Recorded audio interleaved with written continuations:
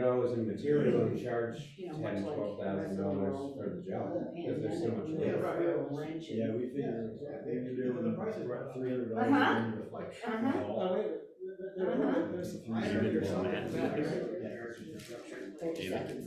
What's that? Will Matt be here? Do you think? No, is ill, and I encouraged him to stay home today. He's ill. His water line up, not to do today. Shit, it's such a shame. You got the healthcare working. So technology challenge. My hand. Are you gonna be ready to go? All I have to do is turn that. These mics on. It's done. Twice. Let's do it. 4 seconds, 3 seconds, 2 seconds. 59, 56 o'clock. You all set? Yeah. Ready to rock? All right. Welcome everybody to the joint workshop with the Lincolnville Select Board and the Harbor Committee. We don't know if Robin's coming. She may come in late, but who knows? But we might as well go around in a circle and introduce ourselves just for those of us with tired brains. Dave, you want to start? Sure, I'm Dave Kinney, Town Administrator, Harbor Master, and stuff like that. Steve Hand. You're late, select board member. The lately done chair. Mike Wright, Select Shane LeBrand, Harbor Committee. Rick Keough, Harbor Committee. Dave Kelly, Harbor Committee. Well, thank you all for coming out on less than ideal evening. I believe Brian Cronin is, Watching but declined to be a panelist. yes, and that Kurt may be able to make it, just late. 6:45. Yeah. And I guess I'll keep my comments brief.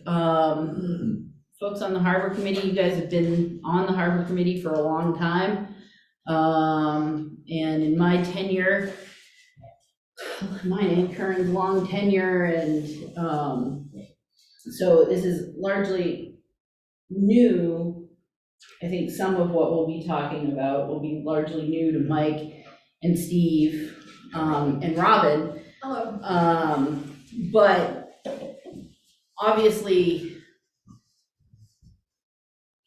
we've got a really great harbor facility that we do a lot with a little down there. And there are certainly some things that the Harbor Committee's been working on and the Select Board's been working on, and the Town Administrator, Harbor Master, Deputy Harbor Master. Yeah, so basically just recognizing that there are some things that we could all do better in terms of managing and maintaining a harbor facility in a fair and transparent way for all of our harbor users. And we've kind of been falling down in certain aspects on that. And so the purpose, I guess, of this workshop, other than being able to have a dialogue with you guys in a format that isn't as structured and intense as a select board meeting, is to kind of step back and take a big picture view of the harbor and the harbor facilities and how we manage those, and not necessarily get into like the little nitty gritties of like this cleat's broken or the power went out or whatever, but just to kind of step back and look at it almost from a harbor ordinance, big picture functionality management. Does that make sense? Mm-hmm. And so with that, I'll hand it over to David for now. So this is gonna start off with a little review for people that are newer. And I'm gonna give Matt, who's not here because he's ill, a lot of credit because he got going on this PowerPoint. And then I'm gonna give Matt a knock upside the head because he was ill and didn't finish it today, so I got to. So bear with me. To start from the beginning, you probably can't see this real well, maybe you can.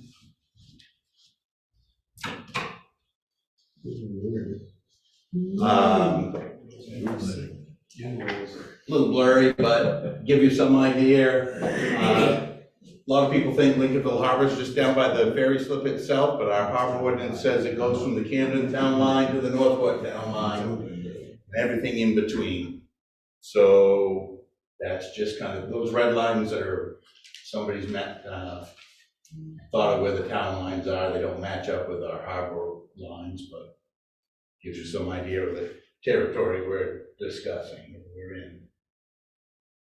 So where we were, that's a picture of Lincolnville Beach from I don't know when. As you can tell, it's 2 pictures put together, not very good ones. I'm gonna go through these ones kind of quick, but there's a boat ramp back in the day, so to speak. Unfortunately, the photo was undated, but I can tell you from the photo it's old. Yeah. And then, this is probably more relevant to people. This was what pre-existed where our pier is today. Basically a crib work facility that had a dock out to it and down one incline to a float. Where we were. And feel free to jump in if there's something that, otherwise I'm going to talk pretty quickly. Where we are, included within our harbor limits of Penobscot Park. I'm not going to dwell on that because I put it in there. Duck trap. And where we are, the beach area. Obviously, this is our primary mooring field. There's one up by Duck Trap, and then there's a couple that are located south of the ferry itself, or the ferry pen itself. But the primary mooring field is in this area. Obviously, the ferry, our facility, we're going to zoom in on this in just a moment.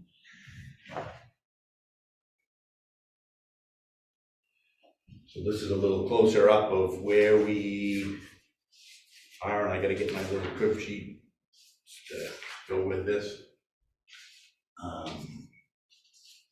Couple of things I want to point out here, obviously the ferry, but working in from this is a stone wave break. This belongs to the town. Used to be the old ferry pen came off from here, and when they took that down, they left the old granite abutments here. And back in 2005, we got the state to give us the stone, and we relocated it from the abutments that were here into this position, primarily to wave break, imagine that, stop the waves from coming underneath the bridge into our facility. That cost us a little over $47,000 just to relocate that material. Back in 2010, we did the outer section of the wave screen. So when the ferry pen was built here, these are concrete dolphins with fenders where that the ferry sits up against. Previously used to be a wooden structure, and the state, at our request, left the wooden structure on in between the dolphins here to act as a wave screen for the harbor. That had fallen into a state of disarray or disrepair. Well, we repaired it, so not completely, but almost. So we redid the outer section back in 2010, $166,000 and some change. We did the 2 intersections in 2015, $225,000 and some change. The launching ramp, again, you can see it here. Different view than what we'd seen obviously before. Last resurfaced in 2011. Town has 3 guest moorings out in the bay. The pier, originally, this structure, the access way on, and the 40 by 80 pier here, built in 1991, $415,000. We put a deck redecked the surface up to about in here in 2020, that was $61,000 and some change. I'm jumping over some of it, but electrical system, we have the 2 hoists or davits on each corner that we'll talk about in just a minute. Power to the lights. We redid the wiring system in 2022, a little over $21,000. The hoists themselves, there's one on the north corner, or the north side, I don't know the age of that one. We've rebuilt or reconstructed or put in a new one here this past year. We just got it functional and then we got flooded out. The new one cost us about $20,000. We have 5 primary floats, A, B, C, D, and E, 4 of which are new since 2017. It costs about $16,000 each. And the inclines, I don't know the age of either one of those. This one's coming out shortly. We're gonna put the one we have over here back in that spot. And this one was built new in 2017. Down at Hillsborough paid for it. It's wider, so they could get good access up for a stretcher. And that incline, oh, I don't have the pricing now. I think that was about $15,000. So that just gives you a very quick overview of what we've done, when, rough idea what it costs, and I can guarantee you everything would cost more today than it cost when it was built. That's a list of those major components. I happen to have a cheat sheet ahead of me, so. Change. I feel like it bears noting too that the original construction of the pier, Islesboro contributed half. No, Islesboro contributed about $40,000. Okay, Lincolnville contributed $40,000, and right, yeah, federal fish pier money that flowed through the state paid for the remainder. right, but Lincolnville and Islesboro contributed. Yes, equally. and a lot of that was fundraised in Lincolnville, I believe there. Mhm. This has the other orientation. This picture should really be upside down to get the way the aerials were oriented, but this is the pier and the float usage plan that we have today, what's loading, unloading, where the locations are of the bait boxes, et cetera, et cetera, et cetera. Let's do that. Matt loves slides. I'm gonna burn through these kind of quick, just so everybody, most people are probably familiar with it. That's the old or the main, what does everybody want to call that? Matt loves to call it a davit. I don't know what the proper name is, but. So, fine. Okay, good, there we go. Winch, if that makes it easier. They're hoist, I don't know, but David's correct. Davit works. Mhm. How about a davit hoist? There we go. This is the new one that's on the southeast corner. Full size on the left and just a close up of the base on the right. And the enclosure that houses the motor and hydraulics. These are floats B and E that are off the east end. This is C in 2 different directions, one looking back up the incline, one looking down. This is probably the primary offload load for fishing people, but certainly takes a lot of passengers too with Quicksilver. We try not to get people hanging there all day. And this is a lousy view of the dinghy skip float B, because we just salvaged a picture from something else.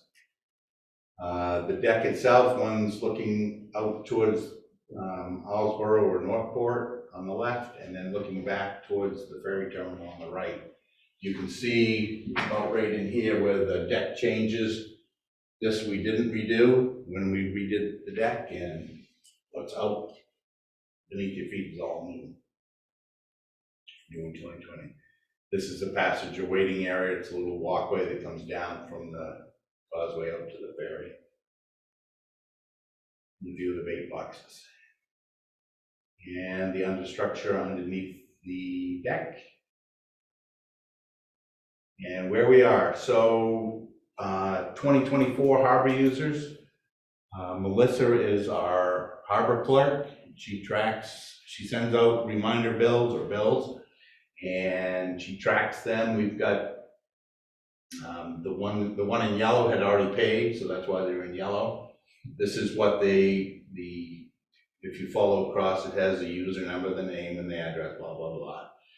And then these are codes for what they actually have permits for, mooring, non-commercial, and the fee that's supposedly due if we if that people come back for the same thing, and then how much is paid and the date it was paid.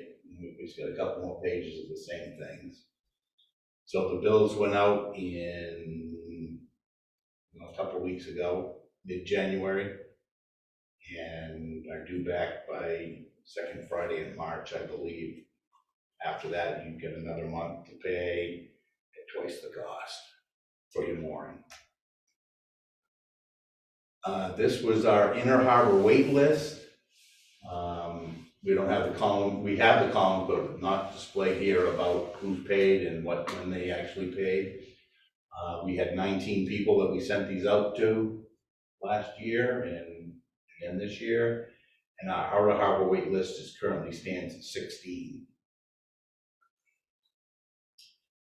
Kind of moving quickly, where we are in terms of harbor funding. The operating budget this year is $32,340. Expenditures through the end of the calendar year, which is half our year, is a little over $7,500. A lot of our expenses is springtime expenses, because that's when we really set up and make sure everything's a go. Revenues, we bring in roughly $20,000 a year in harbor fees, and it says plus or minus 2,000 because some years it's up and some years it's not. And Owlsboro usually has been making us a donation of $15,000 a year. And currently in our harbor savings reserve, we have a balance of about $215,000. That reserve was set up long ago for situations to help us. And if we, for example, like if we apply for a grant, we have a matching, when we have the money in hand, we can tell the grant funders we have money in hand to match this. We don't have to go to town meeting. It's available to the selectmen to expend for harbor purposes. I'm not going to dwell on this too much, but January 10th and 13th, we had a couple of rather damaging storm events. The fender piles that were pretty tender are now broken completely. They weren't before, at least on the east end. We had some decking failure from the hydraulic water pressure pushing up on the bottom. Those have been put back down and should be all screwed down by now, but I'm not 100% sure of that last part. We've had some erosion near where the pier ties into the causeway. I'm not quite sure if that's going to be fixed by the state of Maine or the town of Lincolnville, but it's there's an abutment right where our wooden dock, concrete abutment right where it ties into the roadway. We don't believe we have any cross bracing damage. Cross bracing being underneath the pier connects pile to pile, so provide some lateral support. We do have some damage on one of the gangways that was already pre-damaged. That one's coming out anyhow, so we'll get the other breaks and that have shown up repaired. The floating, one of the floats, there's a counterweight system that holds it up against the dock or the pier. Lost one of the weights, hasn't gone far, it's laying in the water upside down, but we have a new one back on to bring the pier or bring the float in. Both of the davits, the motors were, if not submerged, mighty wet. Those all got pulled, clean, treated, whatever. We're gonna try to put them back and see how they go. And live stream camera, we'd lost the weather stuff prior to the events. And since the events, it's been on again, off again, on again, off again, but it's really not the highest thing on our priority list about getting fixed at the moment. Was the boat ramp damaged in that too? Because I think At least one of the planks that go up the side, on the terminal side at the top end, is missing. it was in the parking lot at one point during the storm. No, I don't know. It's down in the dunes somewhere, Yeah, it's in probably. Somebody's fireplace. This is just some other, won't dwell on this, but since they're connected to the harbor, We certainly had some damage at Penobscot Park and beach parking area, the sidewalks, and the bathroom facility, and duck trap. And a blank slide, that's wonderful. Oh, that's because that slide, oops, where'd the bump went down? Let's go back. This actually was a video from the live stream from the first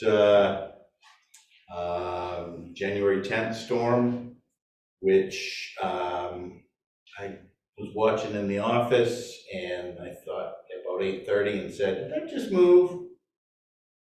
Now it was an optical illusion. As the tide came up and the wind and the waves were pounding, it was definitely moving. I have a video if anybody wants to see it, because I was there at Of 9:15. the pier coming up. With me standing there. If you can imagine, maybe I'll go back to one of the previous slides. Is rolling with Yeah, carpet. the waves. It was. It was And it did that on even though the Saturday storm was less bad, it was still, And it had 15 boxes of water on top of it, so if you can imagine, like big boxes. yeah. this side, this is back from when it was constructed in 1991. This side of the pier is actually strapped down, the pile caps themselves. So there's the piles that come up, and then there's the big, I don't know if they're 12 by 12 or 18 by whatever, big timbers that go from pile to pile across the caps. And then the stringer, so those run, the piles come up, the caps go this way, the stringers go this way, and then the deck goes back this way. Deck being basically a wearing surface on the top. This side over here is strapped down. This side over here is not. So this side stayed in place.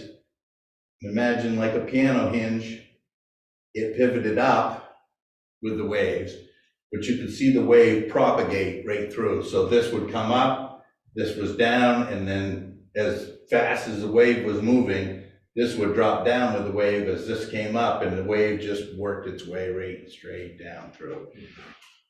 I thought it was a goner. I did too. We had, not to dwell on that one, we had a structural engineer come in on the day after the storm, went down and looked, said we were all set. Well, I don't know about all set, but it was okay to reopen. We did, and, oops, I'm gonna go back to that one more time.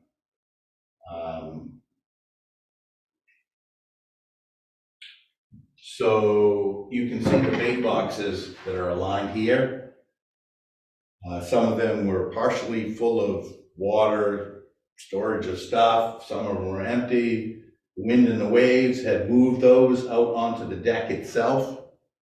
On Wednesday, after this, whatever, the day after the storm, Matt, myself, and Mike Hutchings pushed those back to their location on this side, put the pump that had been, and its motor that had been underwater, turned it on, that one's gonna die anyways, and filled those full of water at the suggestion of our structural engineer, to help in an attempt to minimize how much it would lift up in the storm that was headed our way for Saturday. Before you moved in, Yeah. you mentioned the pilings that are now broken, or Yep. where are those on this?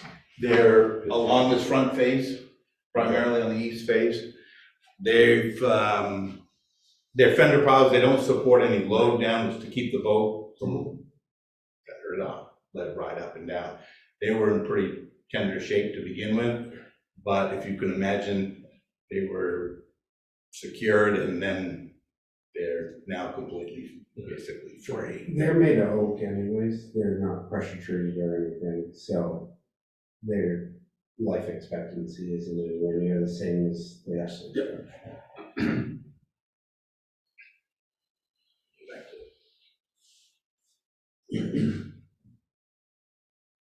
As the tide comes up, the boat will go underneath the pier and cause damage to the boat if we didn't have them. So they're just there to keep a boat from damaging the pier. Yeah, that's a good picture. That's a good picture. These are this is from the dinghy float looking out towards, well, you can see the ferry bridge line. These are the fender piles. Yep.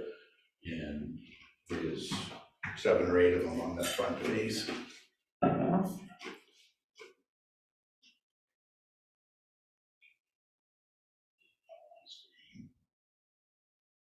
Clicking too fast.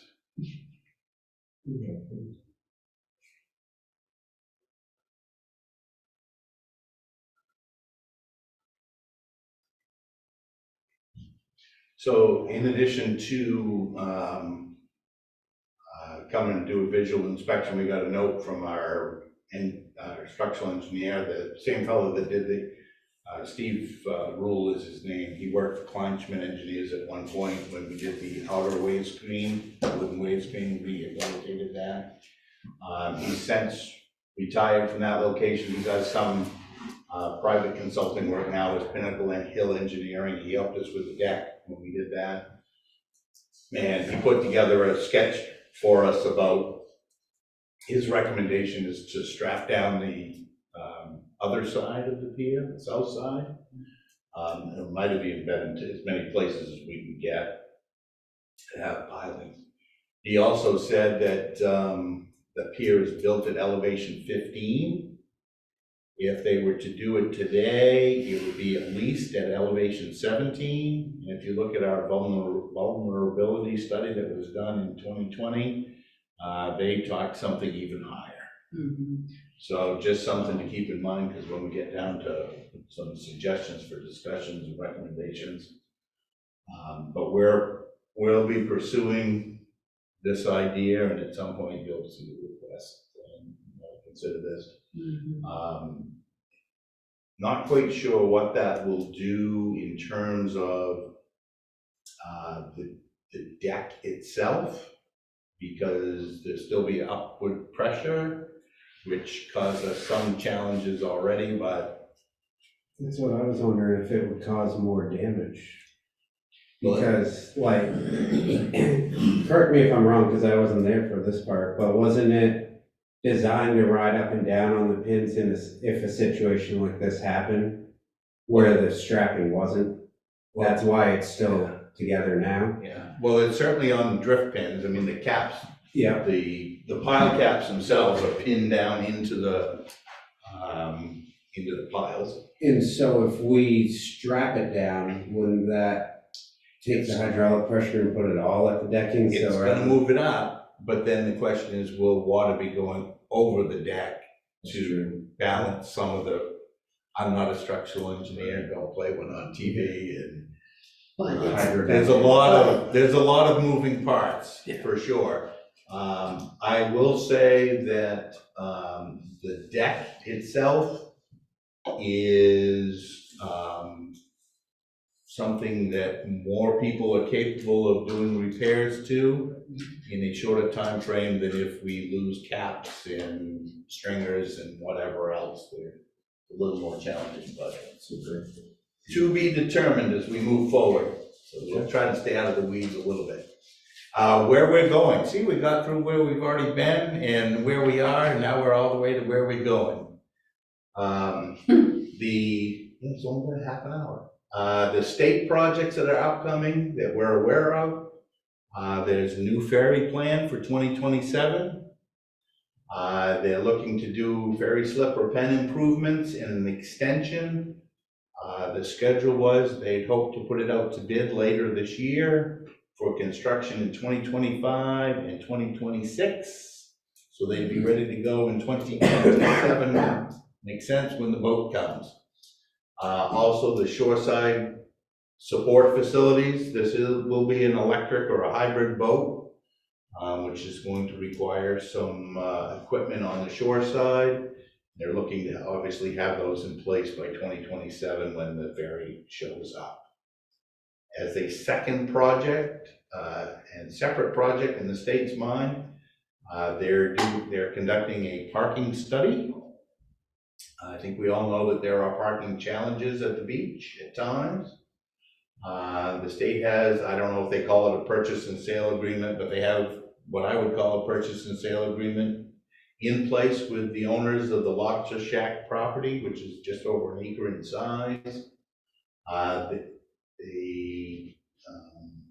If everything goes as planned, we'll probably be closing in March on the sale. And then they're looking at possible building demolition and parking lot construction in 2025. And they are actively, as part of their study, looking at other properties in the beach area, but in the general vicinity of Lincolnville Beach. I don't know if they will look to acquire others. They haven't shared that, but McLaughlin's Lobster Shack came available to them, and it was too close and too big for them to pass up.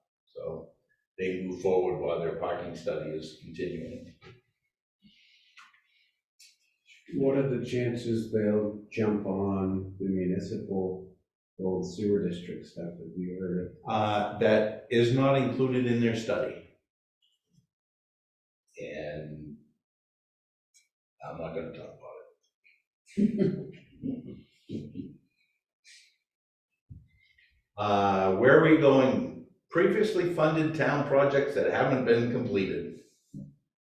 This may not be an all-inclusive list, but we have a ladder that's been constructed and is waiting for Dark Harbor Boatyard to install. We funded some monies for a gantry system to lift the East End gangway. There's been no consensus. For those of you who don't know what that system might look like, these are just a couple of examples that are not in Lincolnville. Primarily a pile-supported structure with a connection between the two and some sort of lifting device to lift the gangways up off the floats in certain storm events, or if you need to take the float out for maintenance or something like that. That was planned for the east end. We have two floats that go towards Hillsborough, but not done. Pedestrian walkway, area roof structure. We've raised some money for roof structure for that. If you remember, that went by the slide pretty quickly. There's that walkway that comes down from the causeway, about 4 feet wide. We raised some money to enclose part of that. And then the launching ramp permitting. We've raised money to do the next, we'll talk a little bit more about the launching ramp in a minute, but all of our preliminary plans show the connection being not only where the town owns property now for the launching ramp, but connecting in property that's currently owned by the sewer district. Can't file for environmental permit to connect to some of the other property that you don't own or have what they call title, means you own it. Right, mean you have the right to be there, or an interest, a purchase and sale agreement that lets you go with it, something like that. So we're treading water on that at the moment. So that was a sketch of the, again, done by Pinnacle Hill Engineering. Back in 2017, the town actually started in 16, ended in 17. The town engaged Collins Engineering to do a harbor study, facility study. They had made some suggestions for launching ramp improvements. The select board took that under advisement, and then I believe this was done in 19.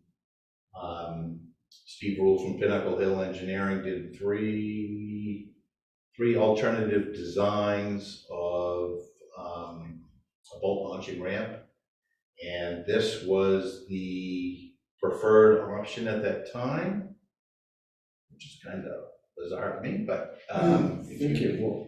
I got a question about yeah. that. Is, because some of you guys were here, refresh me why you chose A over B and C, I guess. I think at the time, one of the drivers was, this is the old treatment plant, which was still functional. Some of the other options had, like, you could imagine 3 or 4 trailer Right, yeah. spots there, and I believe there might have even been 1 or 2 on this side. But I think it was primarily because the Structure was still. structure still existed, was still functioning. It's something that if you all want to proceed with the boat launch, you might want to go back, Yeah, revisit. assuming we obtain interest in Right. that parcel. Our property line, I don't know if you can see it, particularly if I keep bumping into the screen. Our property line is about right in here. And this was indicating where Phil would be placed. You talked about going flat, roughly flat, from the road elevation straight out to a point, and then going down to the steeper slope, so it would be more functional at, for launching a boat and retrieving, And a wider range of tides. and deeper into the water. Shane, you were here at this time, maybe you were even the chair, but I thought the one we moved forward towards the selectmen had Trailer parking. trailer parking and had this, like, from where it pitches filled over towards this way, and there was additional parking in here.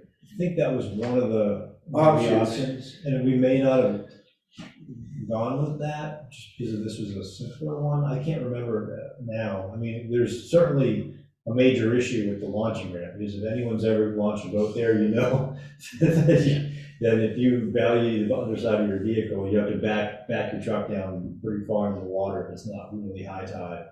And so anything to improve that, and the parking situation down there, both for the commercial users, you know, that's difficult enough.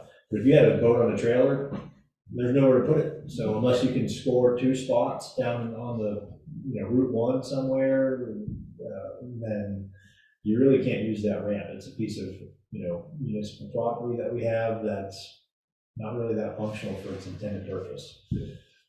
So we looked at a lot of different ideas, gone back and forth in the committee, both trying to figure out a good way to solve some parking issues, but at the same time, look at the practicality of both the dredging, the fill, the adjacent property, and what would be a good balance. And so I think it'd probably be worth revisiting again. Yeah.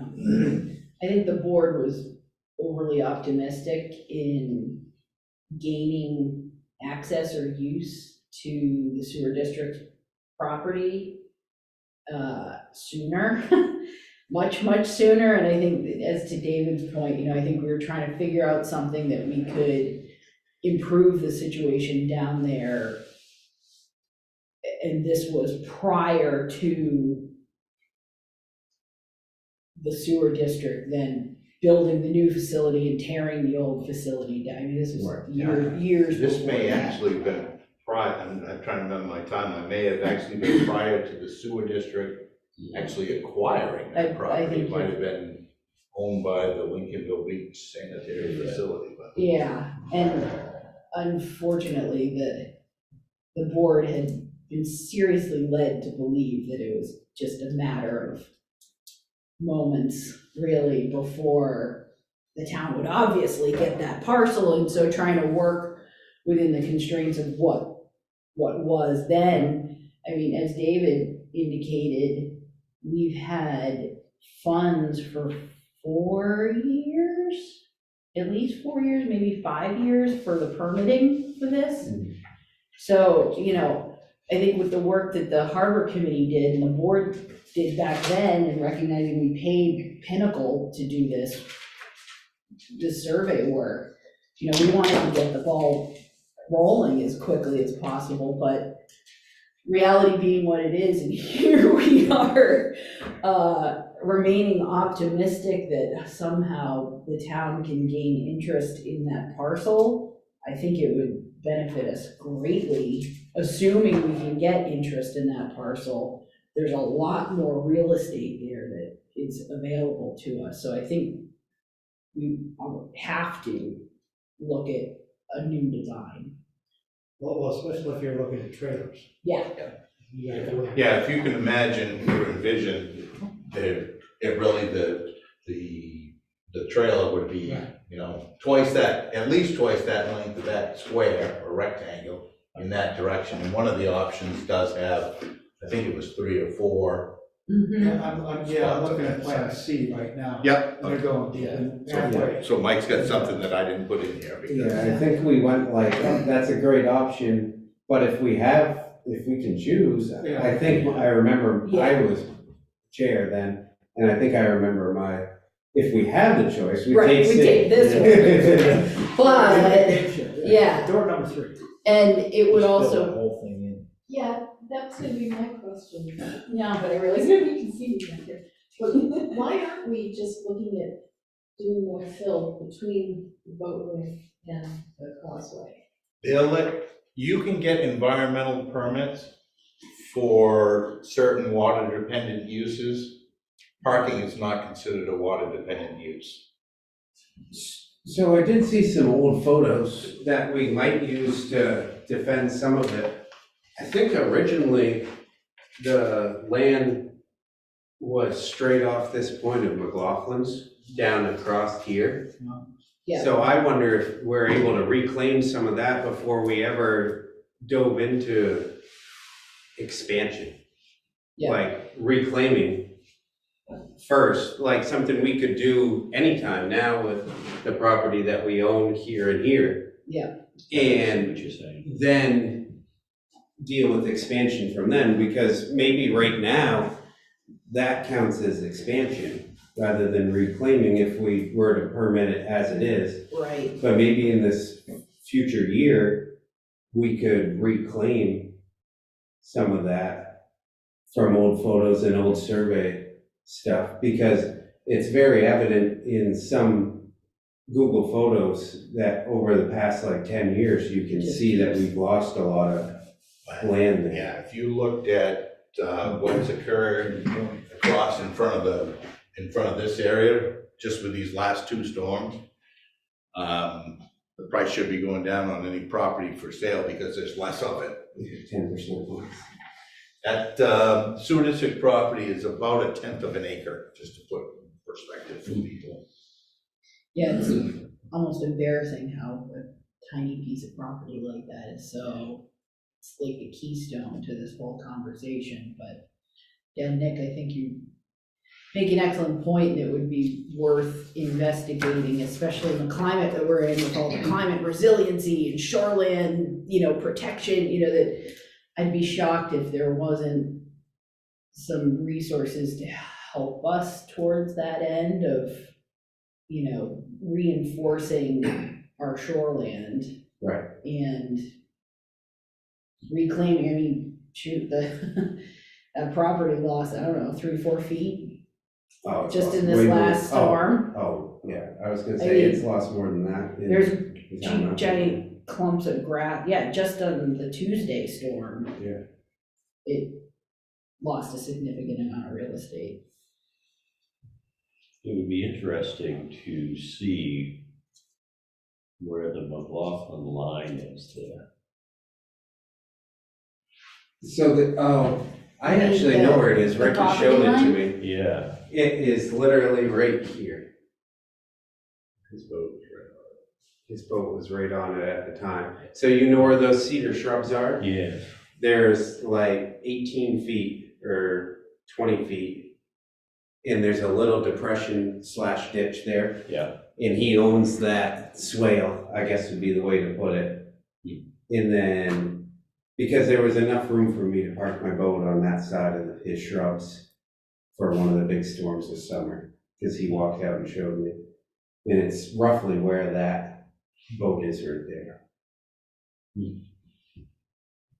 So that's, north of that boat, north of the line is gonna be DOT land. This puts us, Yeah, Well, the boat north. Yeah. Yeah, the Yeah. boat included. Okay, but anyway, when we're talking expansion or refilling. Yeah. Are we gonna be dealing with DOT? Well, I think they'd be looking to get as much I would land think as so they could So I too, think it'd be so. good- I think it would be good negotiation to do that. And if we took older satellite photos of it, and you can see it going out to that point where McLaughlin's is almost Yeah. straight back over. You pretty much see it, yeah.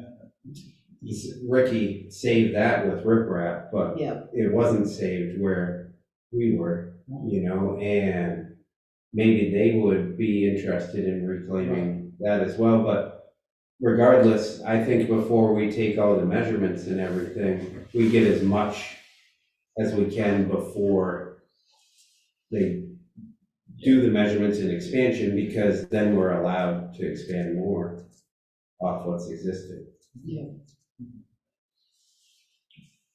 But the good news is that we, depending on how you look at it, there's a kernel of funding already Absolutely. earmarked for this, so it's just a matter of getting the right pieces in the right order. This, well, so you're saying from those rocks up in the upper limit there, pretty much straight down, no, higher, right? Yeah. Up there. Oh, he's there, saying that, those rocks, you right, think this used to go, If- right. I mean, if that's going across there, looks like it's like the fourth, Some of the photos we line. looked at the other day brought like this out to like here, probably. I'd say 15 feet, maybe. Which would gain a lot, Yeah. right, functionally. I mean, that's the thing, I'm looking at that, if we Yeah. could build up out to there, we almost, A good example of this, I came back fishing about 10 years ago, and we used to park 3 vehicles on this side of the boat ramp. And this spring, we were down to barely parking 1. And then David and Matt brought some fill in, and we're back to 2 uncomfortably. Yeah. Which doesn't really It's work. very challenging in there now. If one person parks messed up, 2 don't fit, Mhm. type deal. But we used to barely fit 3, but we used to park 3 there and then be able to get a handful on the other side. But with the rocks there and everything now, Yeah. we're down to having people park face into the rocks, and the bodies of the pickups are in the boat ramp Mhm. now on the top. Mhm.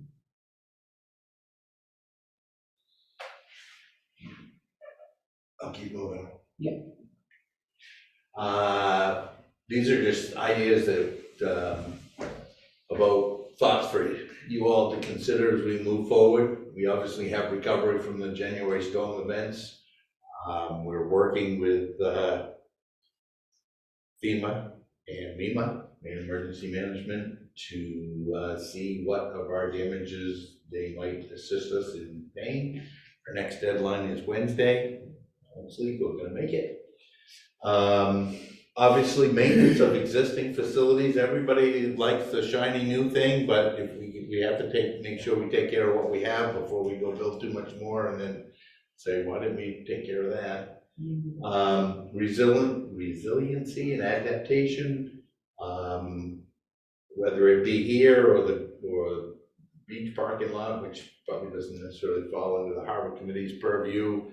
But we've got, obviously, we're a shorefront community, and we've got issues, and I will say these were 2 extraordinary events, but are they extraordinary, or are they gonna become the new norm, and we're all gonna wish we don't wanna do something stupid, let's put it that way. We wanna make sure if we're gonna do something, that we consider what's heading our way in the future. The mooring field, is a mess. Is the harbor master determination after being harbor master for a couple of years. I'll give you a couple of examples, or at least one that's, we had a resident who, had a mooring, paid the fee, utilized it for a number of years, wished to give up the mooring several years ago and transfer ownership to a different entity. We said no, and we sent the money back to the different entity and said, you can't transfer it, the ordinance doesn't allow it, and actually state statute doesn't allow it. The person chose not to pay their fee. We asked them to remove their mooring. This year, after July 1st, when the mooring inspections were due, in came a mooring inspection form that said the mooring that we didn't think existed. So we didn't think it existed, never really went to look for. Came in, did a mooring inspection for the person that the previous owner tried to transfer it to and said, you know, we did this and it's all set. Okay. So there's at least one mooring out there that somebody is utilizing that's not even paying the fee. They don't have a right to it. It's actually a mooring that we could assign to one of those 30 people that are on the mooring.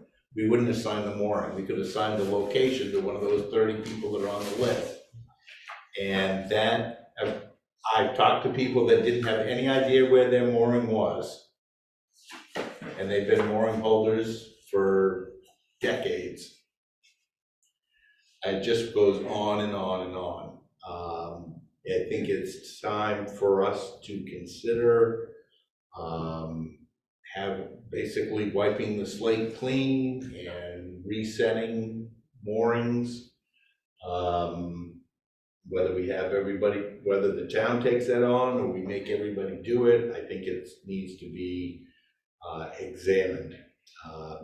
Our current deputy harbor master is retired Coast Guard, and every time he goes down there, I think he says, what is going on? This is weird.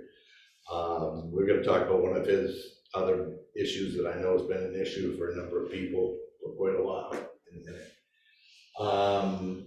Not like standardization, I'm not sure we're ever gonna get there because we've got granite ones, we've got mushrooms out there and different. I think standardization applies more to the chain lengths. Yep. If we could come up with a mooring design that your chain is 2.5 times the depth or whatever. I know that there is a standard for that, but it's not in place It's not at in the our beach, ordinance. and it's not in the ordinance. Like your mooring design is a one sentence thing in the ordinance. Yeah. It requires a change, and that's a big thing, because that would open up a lot of room, because boaters know, like, the chain does most of the work for holding the mooring, and it's easier on the boat to lift the chain, so it doesn't come tight against the mooring. And so if people can get away with adding more chain, they do. Yeah. And so some of the moorings in there have a lot of chain, and in turn turns into a big swing, and so no other boats can be close. Where you go to a place like Owl's Head or something, and there's 75, 50,000 pound boats almost touching each other, but they don't have problems hitting each other because they all have the same swing. Yep. Well, yeah, sorry, go ahead. And the other standardization comes down to, you know, our ordinance says that your mooring needs to be labeled with mooring number or user number, and that years ago, the Harbor Committee recommended that all moorings should be labeled, standardized in their appearance, so that they're in compliance with what the U.S. Coast Guard recommendation was. At the time, it was a blue stripe, which is what some of it, but we had red moorings and green moorings. Those are navigational aid colors that could easily be confused for something that they're not. I think that made it in the ordinance, though. That's an enforcement thing. And so the standardization would really mean Not that from a safety standpoint, if there's a boat that's sinking, you can look at the number on that with your binoculars. A harbor master could do it and say, we need to call Nick Hill, his boat's having an issue, it's on fire, or there's, you know, whatever. You're gonna see that slide pop up here in a minute. Just so you know. But that's one of the standardization considerations. One of the other things that the deputy's been looking into, because he's seen Melissa pull her hair out, and the world is moving that way, is possibly moving our mooring registration to an online feature. It does cost money, and we possibly can get our other fees collected that way, but that way people can do it 24/7 from the comfort of their own anywhere they are. And it automatically would feed in, and if you fill in all the squares, then we know exactly where your mooring is, because you have to tell us. But we'll have to get a slide from up on that. Nick mentioned it, about, when we were talking about standardization of moorings, about an ordinance review. Yep, this ordinance is, better than the one that preceded it. It's been amended, 6 times since it was adopted in '06, and could use some further attention.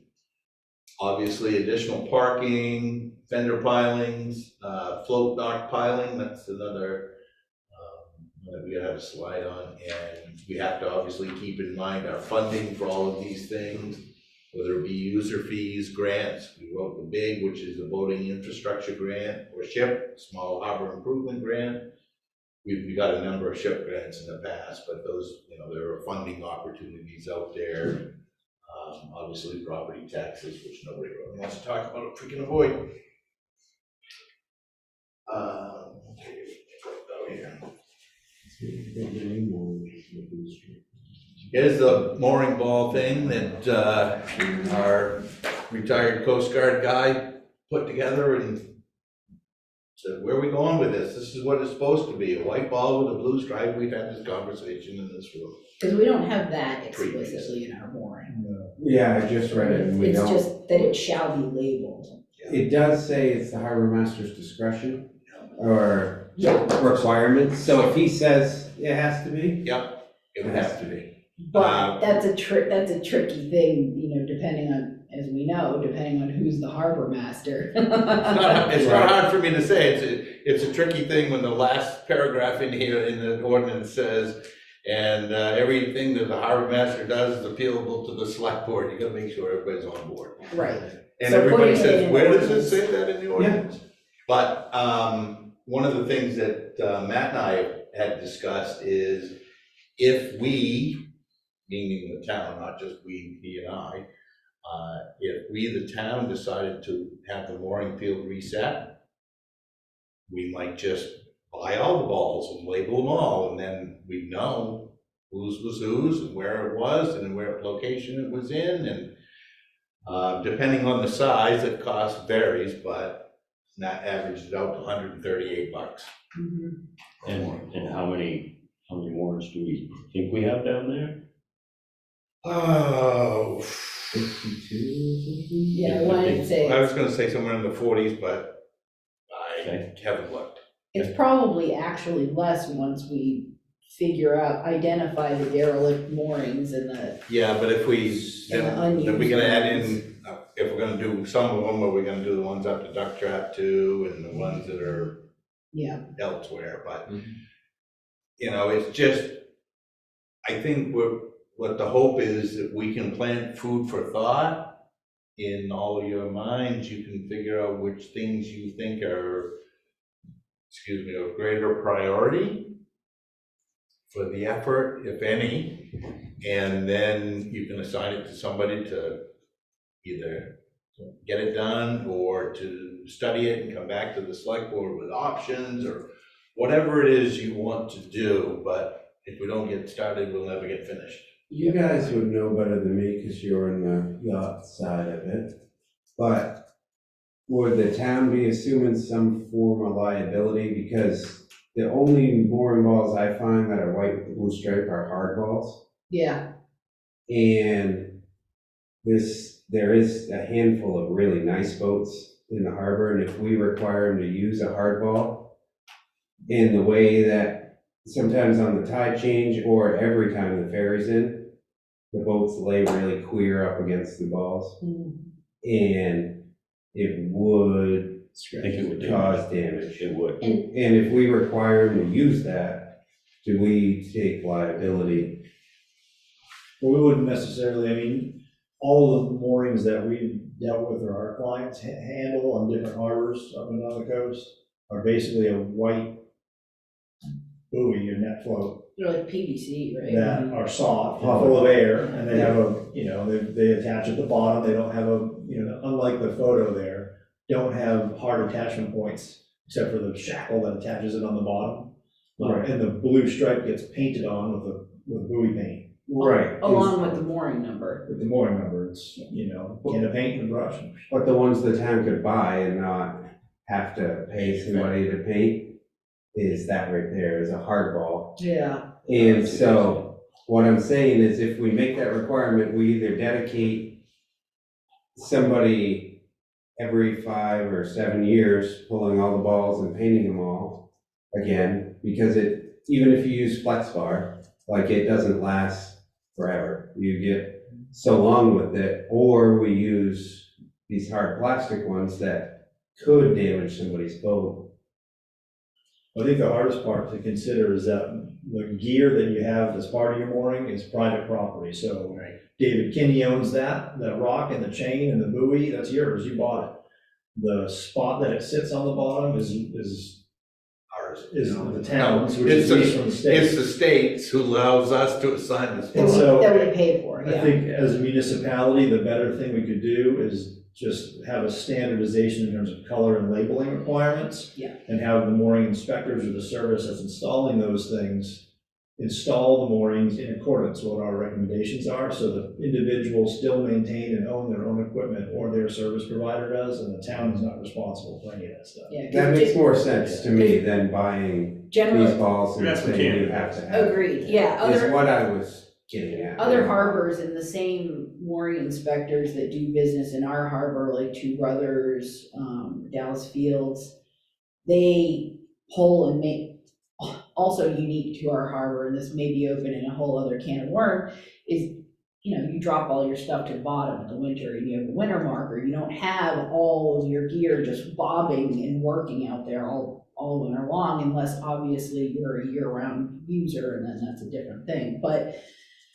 the mooring inspectors are maintaining the balls and the labeling. So, for the average person that may have a nicer boat but isn't handy, they're gonna rely on Brad Scott to put a new ball on there if it's getting tired and label it, and they'll get billed accordingly. Just like if the top chain or a shackle is worn out, they'll get replaced and billed accordingly. Sure. And as long as we have it within our ordinance and it's really clear what the basic requirements are, then it's just part of cost of owning mooring.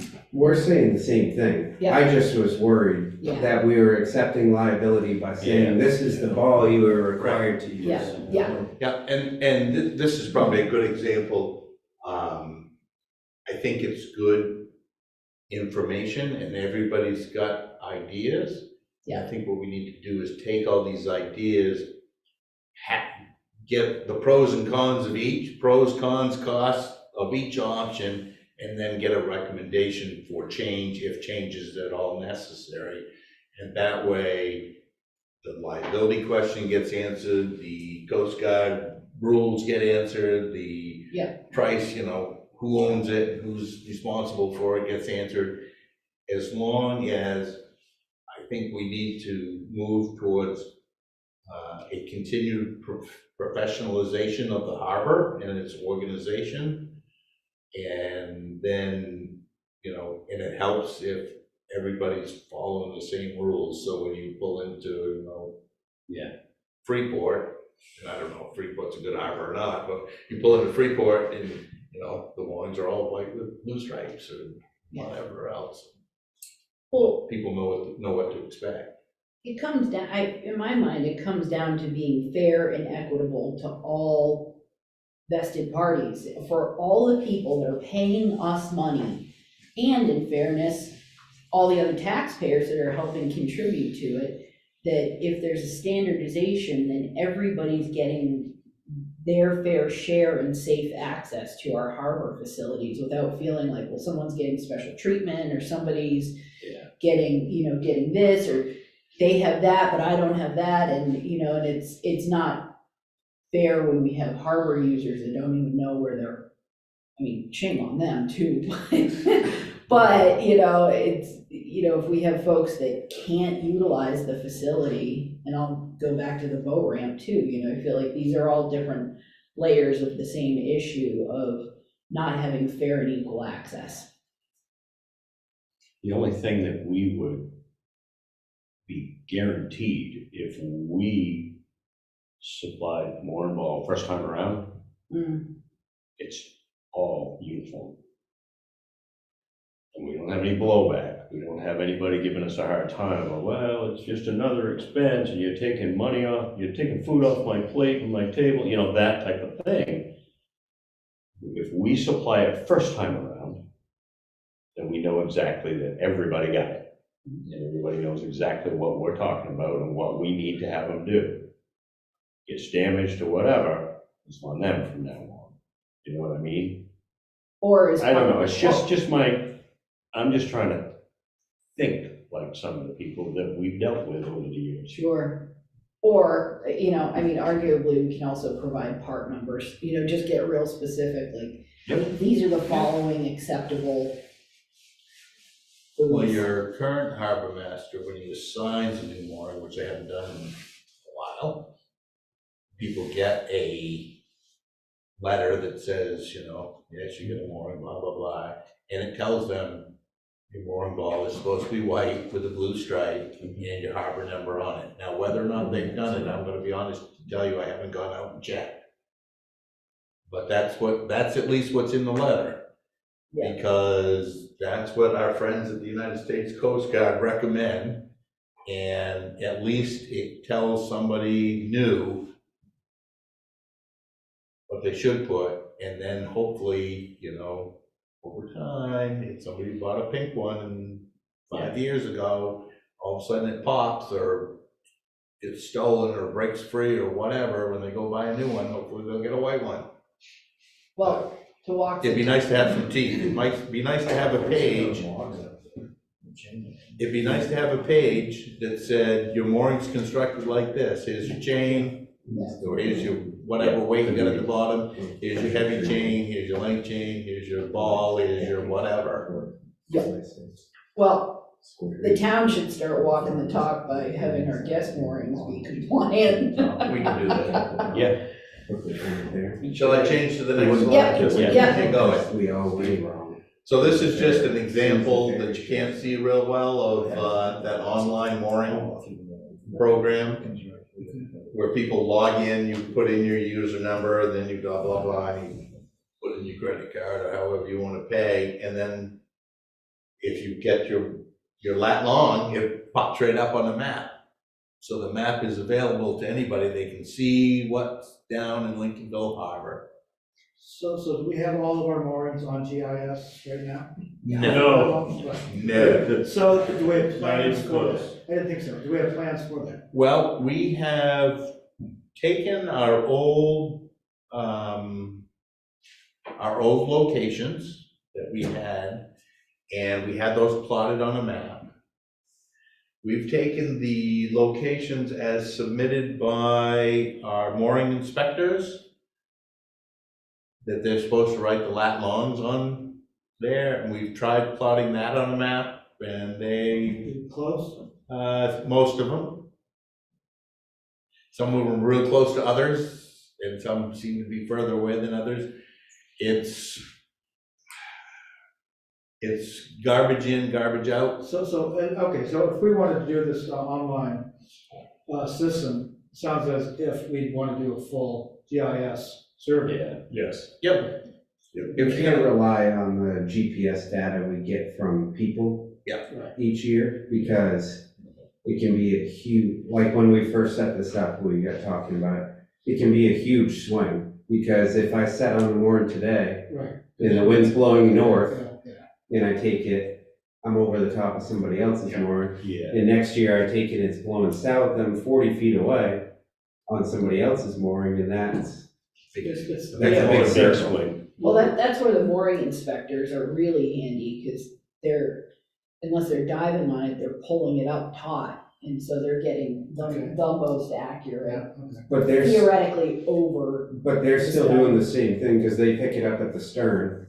The GPS is at the front. If the wind's north and they're in a Yeah. 30-foot boat, Yep, there's a 60-foot swing Yep. then, you know? And, you know, I don't know as it needs to be to within, the top of this pen, but 60 feet makes a big difference when you don't have 60 feet. I think the way to do it would be to just go out in a skiff one day at one set time when everything's the same, and you drive to every mooring and plot it. Then you have the exact location of each mooring. There's no boat pulling on it. And it's all done within 15 minutes of the same time, if that makes sense. Well, it Or if seems, you reset everything and reset all the stones, and the company that is doing that work does it the exact same way for each Yeah. one, Yep. then you'd have some consistency as well. yeah, it seems to me that this would be an excellent system as long as you don't adopt the one that Rockport Harbor uses. That this would be post removing obsolete moorings and then reconfiguring the harbor, because I think we briefly touched on that reset concept, but I think that goes back to issues with the ordinance and then issues with labeling, that part of the problem down there with the non-standardization of the mooring, individual mooring construction, and the way that our inner harbor specifically has been organized. I feel like the folks that utilize the inner harbor really deserve to have a good hard look in figuring out how to standardize that. And I could see that being something that the select board would ask the harbor committee to take a real good hard look at, to say who should get priority in the inner harbor: commercial users, Lincolnville residents, and then, look at boat size, look at all of those kinds of things, and then look at what we have and do that in advance of a reset, so that when we do the reset, we're establishing it in a way that is, again, fair and equitable and intentional and jives with reality, as opposed to whatever's going on down there right now. The organic growth. I could somewhat get behind it if it was staged.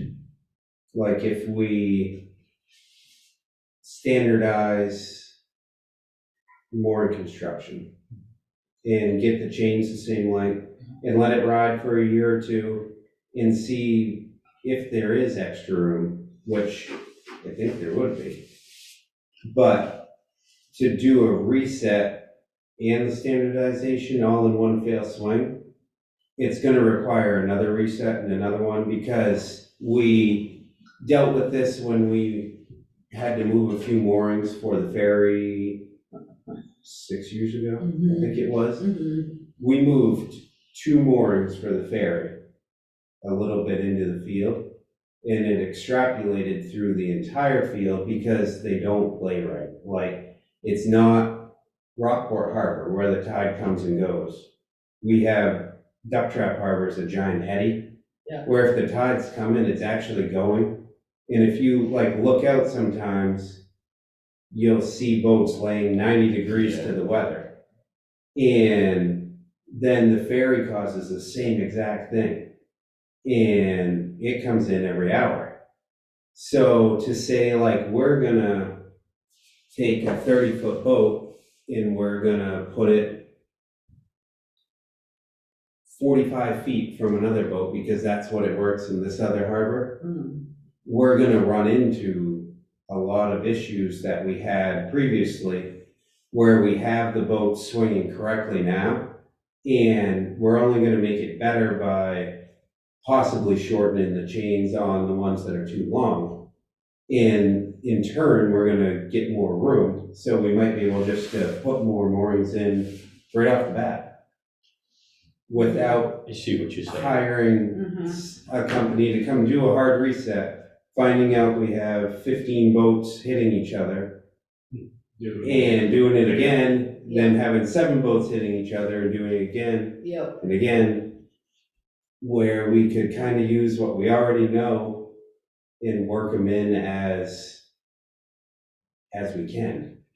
It would be good, I agree. It would be good to start with making sure the ones that are not being used or are in there that shouldn't be there are on the beach, up here in the yard, Right. up in Northport, I don't care. And then if somebody walks in and is like, well, I don't know where my mooring is, it's automatic violation of Right. the harbor ordinance anyways, so in theory, shouldn't we be like, well, that's fine, you're in violation because you haven't had a boat on the mooring for 30 days consecutively in a year, so thank you, we just opened up a new spot. We'll figure out where it was. Well, that particular instance dated back to the first summer when, so 2020. And we actually, the person had their boat on a mooring the year before, but somebody else set their mooring up for them who was not gonna do it that year. And so we went and we got out the information with the GPS that we had on file, and they went and had a diver locate it and labeled it, and then the person said, no, the other person used to service it for them, said, no, that's mine. Created quite a ripple. Well, but if people are gonna go behind everybody and do just what they wanna do down there, Well, we can't have that. We gotta, correct. You need to know where you are before you can figure out where you're going. yeah. Right. And to be quite honest, 3 years into it, I don't know any more about where we are than we did then. I find out something, not every day, but every week during the summer, something new and different comes up. It's like, well, I don't know. We'll look into it, try to figure And it out. growth can be hard, but the hope is to standardize it for the town itself, so that if someone's coming in, they know what to expect, they know what gear they need to put in, they know where their boat's gonna be, and then when all this is in place, it allows the unknowns to be taken away, and then hopefully some of the individuals that have been patient on the list, an opportunity to contribute to the finances that will support the long-term resiliency of the harbor itself. So I mean, it's a long-term game, It is. but we all understand what chess pieces need to be moved for it to Sure. happen. It's just painful to move. Certainly not all gonna happen in a No. one-year situation here. No, and the other thing that's gonna change some of the dynamic in the harbor is when they extend the pen out further for the longer boat, or the bigger boat, or however you describe the new ferry that's coming, are they going to do some wave screen in between, or is it gonna be open, or is it gonna change how the water flows down there? Certainly the boat's gonna be different, propelled differently, so that's gonna change the bottom, I suspect. Spin around. But the new boat doesn't have to turn, right? Correct, That's an advantage. Which is gonna open up some area for us. And it's also, the pen's going to extend further towards Islesboro, which is going to open up some area for us. And they did speak of wave screen in the pricing, Yep. so it would be more protection for the harbor. So, there's some 2027 advantages coming our way potentially from that project. There may be some downside too, but. And we may end up with a lot more sand in there right now, because the propellers are closest to shore now. And the boat stays in the pen in reverse. And so all that sand that's by the east floats, more or less like if we turn it up with our boats at all, like when the tide's down and I come in, like there's sand and mud everywhere, but if the ferry's there, it grabs that and it drives it out, and so it's essentially dredging the harbor. And the new boat has pods, and they're not gonna be doing the same thing. They'd probably use actually the outboard pod to hold it in place opposed to the inshore pod. So we might also wanna look into possibility of needing to dredge just to maintain what we have. Yeah. Because we might not have a 165-foot dredge coming in every hour. Yeah. So forgive me if I'm jumping ahead, but I feel like what we should try to walk away from this is, what do we need to do this spring? You know, we've got paperwork out, we're waiting for fees to come back in. And then, you know, if you look in the ordinance, there's all these deadlines of things that our users have to do, inspectors have to do, the board has to do, the harbor committee has to do, the harbor master has to do. So for myself, I feel like for the board, for all of us here, what are our action items for this season? And then recognizing that this is a long game, as it's been a very long game, that, you know, what is our plan to move forward to start addressing the backlog of both suggestions from the harbor committee and then directives from our voters that have already raised and appropriated funds, and what's the timeline for that? Did I just segue into that? Perfect. Because I mean, I feel like there's got to be some low-hanging fruit that we can tackle this year that starts to make a difference. And then there's what can we have in place to set us up for even more success next operating season? I'd like to see, I'll go first, I'd like to see our enthusiastic deputy harbor master spend some time in the spring identifying those moorings that shouldn't be in our harbor. If we can make that a task for him, not that I couldn't do it, but I can't get out of my office to go do that. It's just colossal cluster. And the ones that shouldn't be there, you need to either find the previous, or find the owner and ask them to remove it, or instruct them to move it, or it not getting cooperation on that end, or if it's abandoned or derelict, get it out ourselves. Which our current ordinance fully supports. Oh, yeah, and the state statute clearly gives us the authority to do that. It's more a matter of having the man hours to actually physically observe and do than, you know, and then the follow-up behind it. Okay. That's where I would like to start. Because obviously there are people that pay us several $100s a year for the privilege of having the spot. And if somebody's next to them that's not paying anything, and we have somebody else waiting in the queue that would gladly pay to be in that spot. As we've got a whole pile of people We have a whole pile of paying people. to do that. So along with that, are you done? Well, I don't want to interrupt. That's- no, I'm done, but I'm not. I mean, the other part of that is most of the people on that outer harbor waiting list, I'll use them as an example.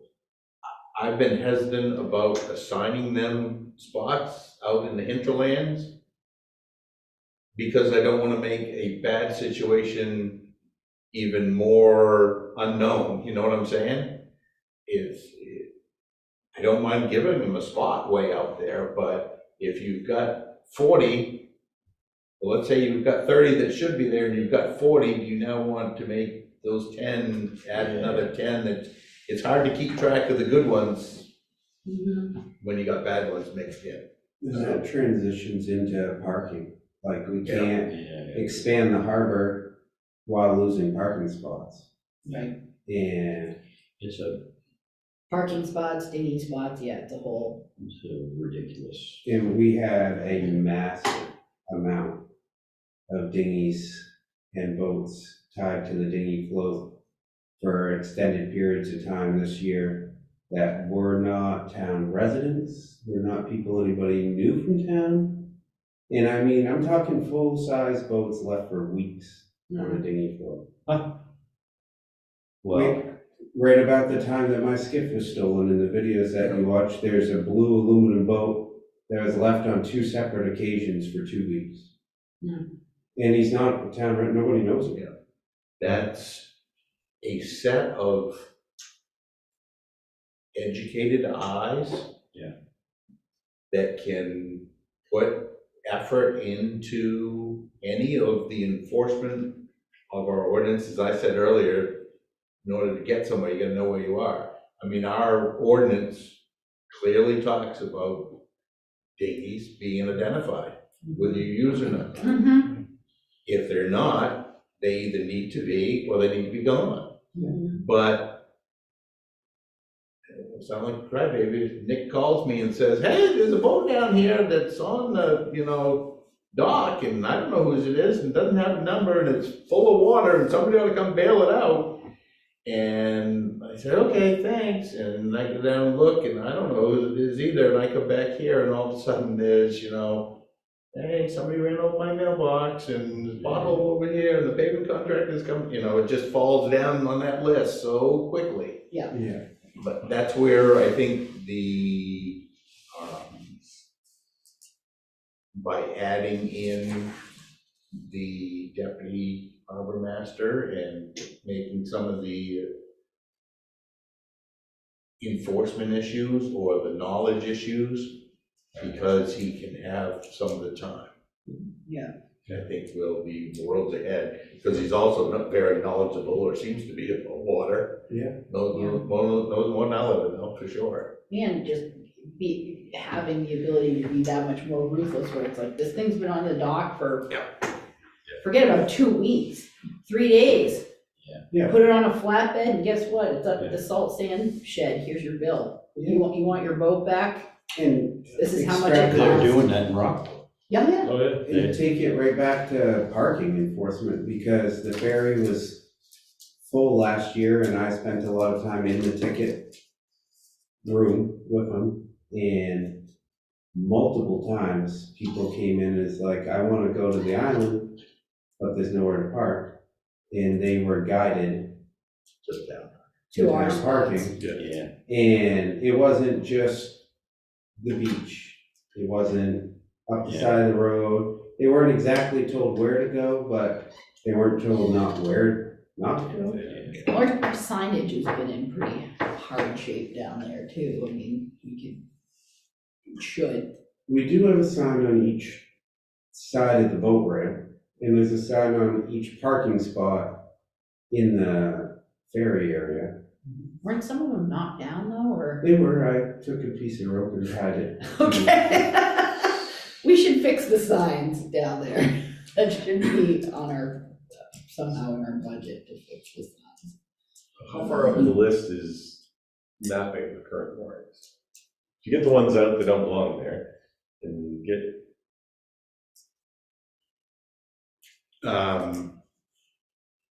Mapping would be part of the effort to know what we have, where it is. How, I don't want to say how accurate do you want it, but how accurate do you want it? Even if we knew in relative terms that this is my boat, that's your boat, that's Kern's boat, that's Ledley's boat, or mooring, in a row would be helpful. But when you say, well, that's Mike's, and that's Steve's, and that, who's, you just lose it with the mystery moorings. Right, but isn't that what Steve's talking about, Right. is Yeah. mapping them should be right up there. there's a mooring here, here, here, I mean, here, isn't we it know better these for us ones, to we take don't out know the these other three, ones get them the hell out of it. The mapping process. And I think that is the long-term goal, is consistent sequential consequences for non-compliance, Yeah. and then teeth to force it. Mhm. And think that, again, long game, for all the little things. Where does a dinghy go if it's sitting there too long? Where does your boat go if you haven't identified your ball? Where, if you're not yellow on this chart by a certain day, and then you choose not to do it in the given time that we've allotted, then what happens? Does your spot instantaneously open to number 1? So all of those are the long-term, the consequences are inconsistency, so everybody knows what to expect. Yeah. So I guess the real question is that something that we want to pursue in the next calendar year is, say, if we did it in concert with the deputy harbor master, eliminating the non-operational moorings that are down there, so those go away. And then we get a good idea with whatever method like you recommended, do it in one tide so that it's as consistent as it can possibly be, and it's one individual who does it, so that there's not like, well, my GPS says this and mine says. Right. So, we contract with one individual at one tide to come in after we've removed the variables to get a good idea of what we've got. And then it seems that if we could, say, amend the ordinance to have really clear standard guidelines, rules, laws, to say this is how your mooring has to be built, that then our mooring inspectors can use, so that not this season, but the next season, we can look at where we are, and then how that may have drastically opened up our harbor, and then make decisions based on that. Right. Does that sound Yeah. possible, David? All possible, sure.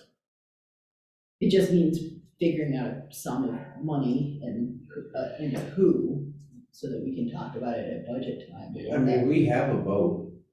The town owns a boat that sets in the fire department all the time. That could be used, and Matt's knows how to run boats, so maybe it's just the purchase of a handheld GPS for him to go more into mooring, and it would give David and Matt, maybe they both go, a better hands-on in the harbor, like they're actually out there able to see what's going on, because some of the moorings are tangled with each other. Like, there's a mooring right behind my inner harbor one that's been tangled with another mooring for 2 years. But, so you could see that, and then hey, that was tangled last time. Obviously, neither of those were inspected, because somebody would have had to pick them up and untangle them. Right. Yeah. And then it gives the harbor master and the assistant harbor master a more hands-on look, and they can make a list of, there's 56 mooring balls out there and 7 of them have labels. Right. And you could say like, all right, these 7 labels are the only people that don't get a nasty note that says it has to be labeled within 30 days. Yeah. But if we were to contract somebody, Just pull out all the ones without labels. good luck. Yeah. It would take more than a day. Yeah. You'd have 100,000 pounds of rocks sitting on the beach. And That would be our armor for the That's how we shore. reclaim the shore. Yeah, that's gonna be our riprap. But if labeling's the ultimate goal and mapping, a handheld GPS, the town-owned boat already, and an hour with 2 guys, Yep. not that maybe David doesn't have time to do it, but maybe Matt and Nick Berry go do it or something. We can find a life body. You know what I'm saying? Yep. Maybe that would be a better way than spending, we don't need Pinnacle Engineering to No. come do it, But also spend a little bit of money and get somebody to put that into GIS. Right. So we have it digitized and, yeah. Yeah, but then we have that data. Right. To show up and put it into that. Yeah, that's actually expensive. That is. So I guess that's my other question is, what's the likelihood of getting compliance with labeling this season?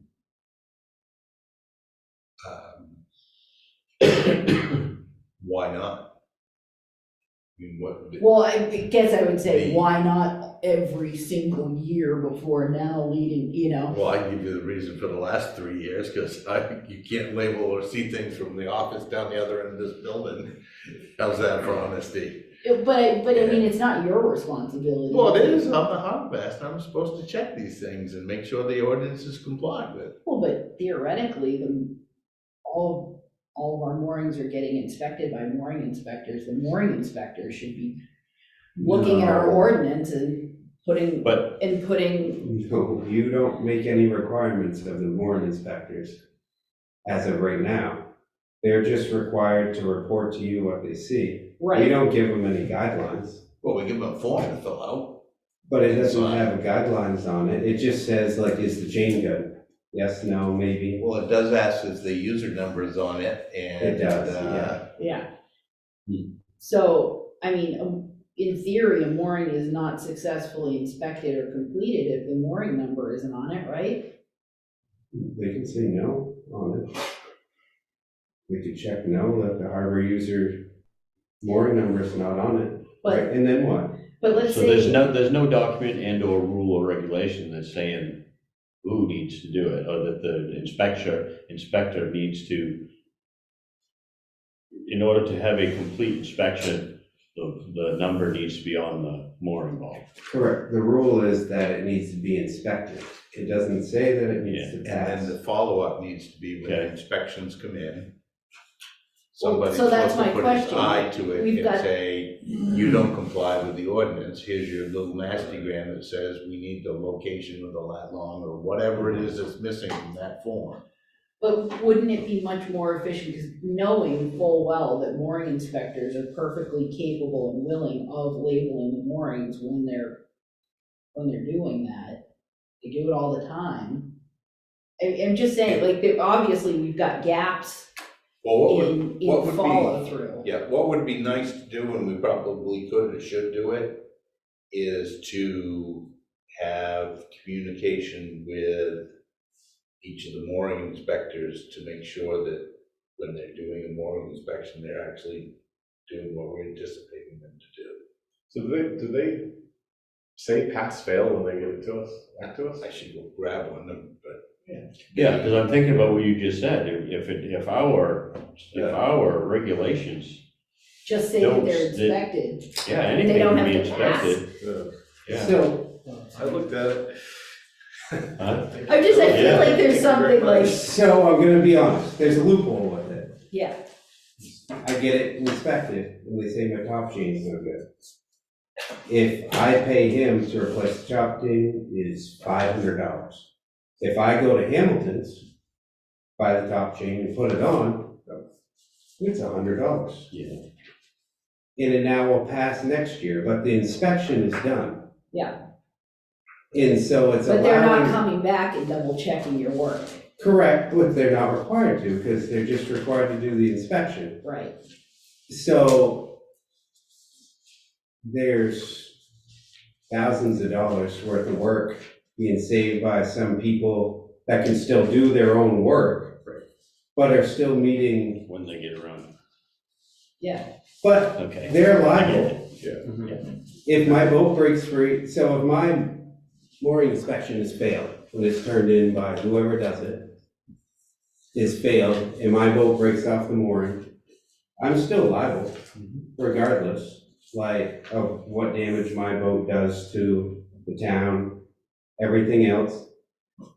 If the mooring inspector fails it, replaces the top chain, and then passes it, and my boat breaks free off the mooring, I'm still liable for what damage my boat does to the town work, to the other. The mooring inspector does not take any liability by doing the work. All he's doing is giving you an assessment of whether that mooring is fit or not fit at the end of the year. mhm. So I think you ought to keep it the way it is, because it's allowing people to do their own work still.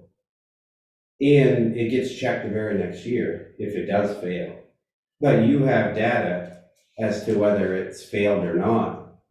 And so you know real time, if my boat breaks free this year and my mooring inspection comes through and my top chain failed the inspection and it shows the measurements too narrow, you can be like, because you didn't properly maintain your mooring. Yeah. Well, and let's take the Shanes and the Nicks and the Daves and the Ladleys and the, all the people who would be perfectly willing to pop over to Hamilton, get out your dinghy and label your mooring. I mean, we do that. It's like, well, we have all the tools and the capability to do that. Like, I don't see anything wrong with that. Getting back to labeling, there's a lot of individuals who have boats and moorings that, Right.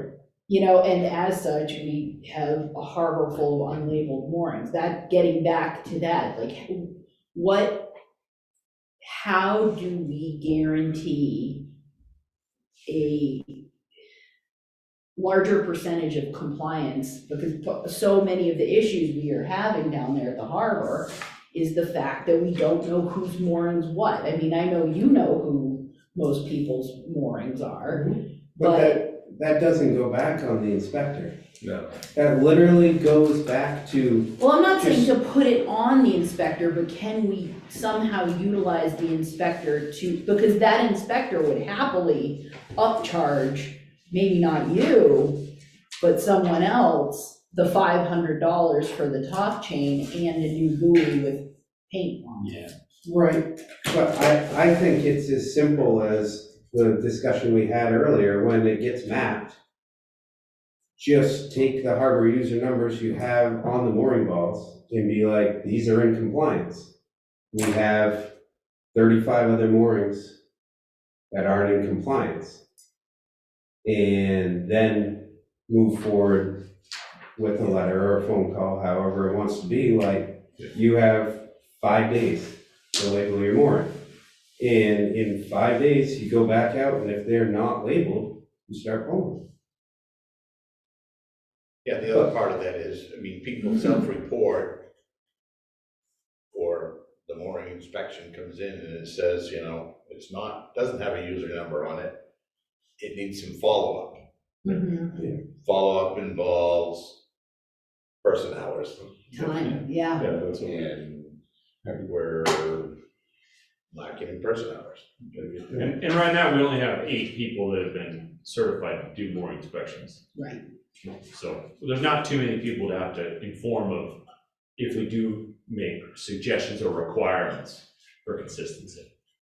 Yeah, I think the intention between the idea of the intention, when we put in the idea of having mooring inspections altogether, was that you wanted to know that the equipment in the harbor is serviceable if there's gonna be a boat on it. And so, if you're hiring someone who's been qualified or approved by the municipality to do that work, you have a reasonable expectation that that mooring, if it wasn't up to standards, would be brought up to standard by that service. If it fails, the idea is there shouldn't be a vessel on that mooring, because it'd be a hazard to the boats next to it until it's been maintained. And if that's an individual doing such things, then they should be able to provide some, communication to the harbor master, said, my mooring failed, I replaced it with the appropriate size chain on this date, in writing, so that if there is a problem, you have a kind of a chain of custody. Otherwise, the person who's been hired to do the work does it. So going to get your vehicle fixed at the dealership, which is doing it yourself at home. But in order to, For like inspection sort of thing. so that's in a perfect world where people are, how do I even want to say this? They're gonna take this for what it is and take care of the things that didn't pass, but we've got no bite to what Nick just said, because it's a loophole. We're not saying it must be repaired before it passes. We're saying it needs to be inspected, and that's what we're saying. It needs to be inspected. So I feel we need to make changes in order to go back to, we need something with some bite. For what? You know what I mean? Recreating the wheel, there's, No, I don't how think- many towns are there in the coast of Maine? Well, I don't know. What Right? for? I don't know. Mooring inspection. I'm not a harbor guy, really. For what reason, though? I don't understand. There's no liability for Well, we the got town. two things here that I feel we're struggling with, is a labeled mooring. Yeah. which I feel we could incorporate in that mooring inspection. So that's in the harbor ordinance. There's no excuse for a single person out there to not have a labeled mooring. Right. Correct. It has That'd be a nothing to good do goal with the for harbor, this summer. with the mooring Yeah. inspection. It is 100% required by this document Already, yeah. Just, already for it to be labeled, and everybody that's not doing it is not in compliance. Right. It has nothing to do with the it's inspection. that's an enforcement issue for Correct. sure. Right. Okay. So, and it comes back to your point, is that's just person hours doing Yeah. the follow-up. Yeah. But ostensibly, if we're going to move forward with a identification of derelict, or, you know, we go back to the ordinance and we look at the clear schedule of when everybody was supposed to have their stuff in by, and post that date, Matt and whoever goes out, identifies non-compliant moorings, and issues a warning letter to your, to your point.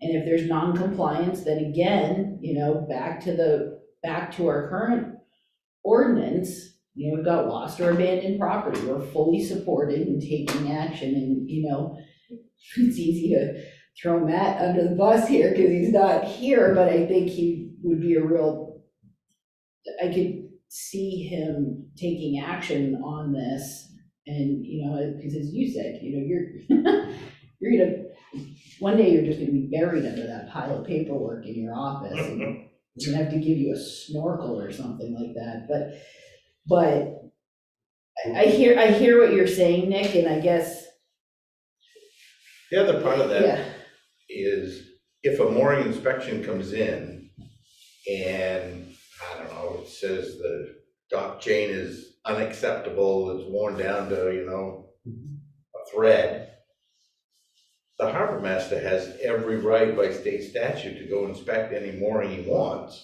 Mhm. And if it's unsafe, tell somebody they can't use it. Mhm. And if they don't stop using it or repair it, the harbor master can take action.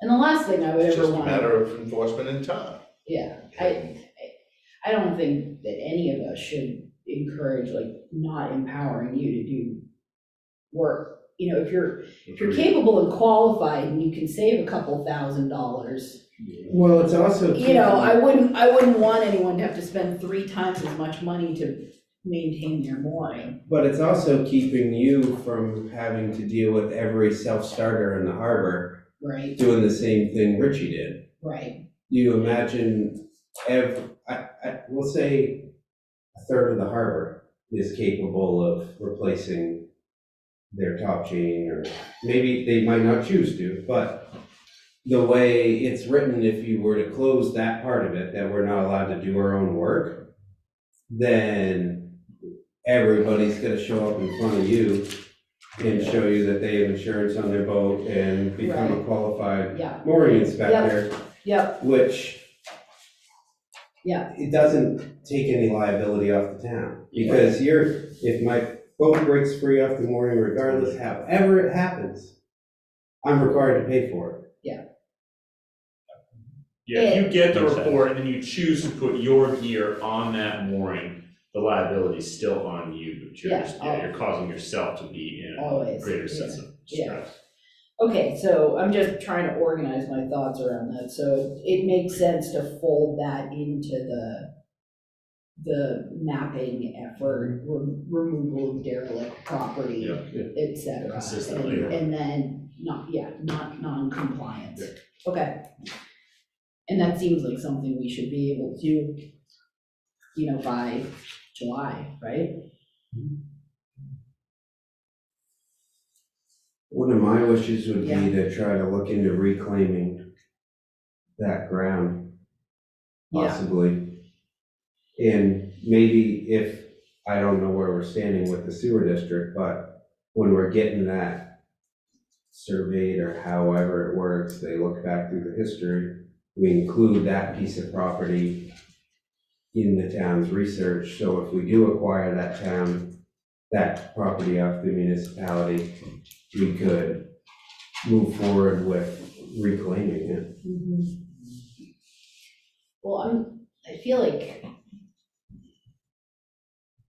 what I'd like to do, because I could see the select board not making as much progress during our select board meetings towards that end, is getting a general consensus from the select board, and with your concurrence to have the select board task the harbor committee with looking at a couple of things, both reviewing, taking a longer amount of time to open the ordinance back up and look at fixing the things that need to be fixed, or adding a mooring section. I mean, there's certainly, it's kind of dated, and there's some stuff that should be changed, and we should add in the mooring specifications so that we clarify and give to, so, yeah, so asking the select board to task the harbor committee with looking at the ordinance and making recommendations to the select board. And then also, to your point, Nick, looking into funding opportunities for coastal reinforcement / land reclamation towards the end of having that information in hand. Hopefully, if it all just magically dovetails with us getting interest in that piece of property and being able to move forward with a redesign of the boat ramp, and yeah. So what does everyone think? No, it makes a whole lot of sense. But I just want to go back to the next thing about what you see, like research-wise, what do we have to do to reclaim that land, to show that we have interest in that land, or however you want to say it, regardless of what the solution is. So I actually think a good asset that's not here tonight is Matt, because he's done code enforcement stuff Okay. in previous towns, and David could probably allude to this more than what I know, but what little bit I talked to Matt about it, because I showed him some photos, and he showed me some photos, and we talked about it a little. He made it sound like it's not a huge deal, and he knew what channels to go through. So it would be great to have him involved in this. I think he's a great asset. So is he talking about like going through the town attorney type of thing? I Is think that it's one of the more channels? DEP and Okay, stuff like Permitting, that. yeah, Okay. Permitting. okay. the state. And I think he knows the proper people to contact about it and stuff too, which I can't speak for these guys, but we could gladly all get together in a committee meeting with Matt and assist him where we can, or vice So versa. that's where I was going. I was wondering if that's the kind of thing the harbor committee would be willing to do. Yeah, Get with Matt and work out a strategy. Yeah. whatever it is. Yeah. It's a good idea, yeah. I think it's over our expertise, like, I don't know anything about it, and I don't know if they do, but I feel somebody with his background or similar. you guys have more I guess my point is, and do those two things sound good to the select board, of crafting some kind of charge for the harbor committee, and then we can work out the details, but I mean, we're just so constrained by our agendas in our select board meetings, and you guys have more freedom to just kind of really dig into that, and so I hear you, but also, if you can do some research into funding so that, I mean, and not expecting you to come up with all of the answers, but at least just some things that we can then start pulling the threads on and line up. Because we basically have to start thinking, is this something we can get into the budget this year? Or is this something that's gonna have to go in next year's budget? Do we take from harbor savings? All of those sort of things. So having you all think about, do we have matching funds from our savings, and is there a grant opportunity that we can pair with that, and then coming back to us so that when we can then tie it up in a neat bow and hopefully sell the voters on the idea. Yeah.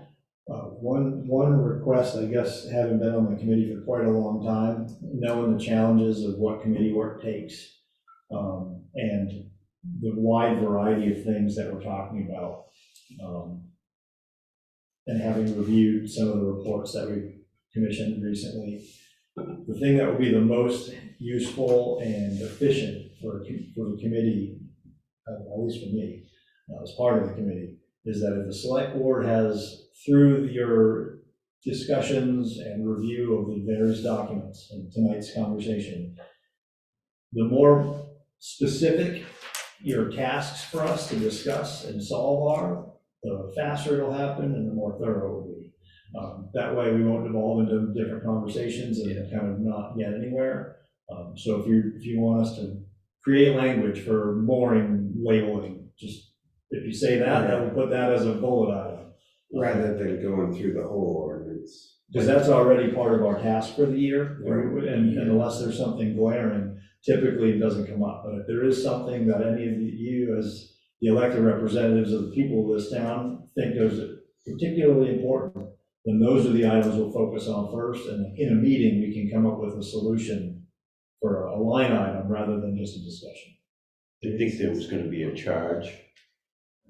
And- Yeah. And that'll outline it specifically, and it'll come to you guys. It'll be very specific. Yeah.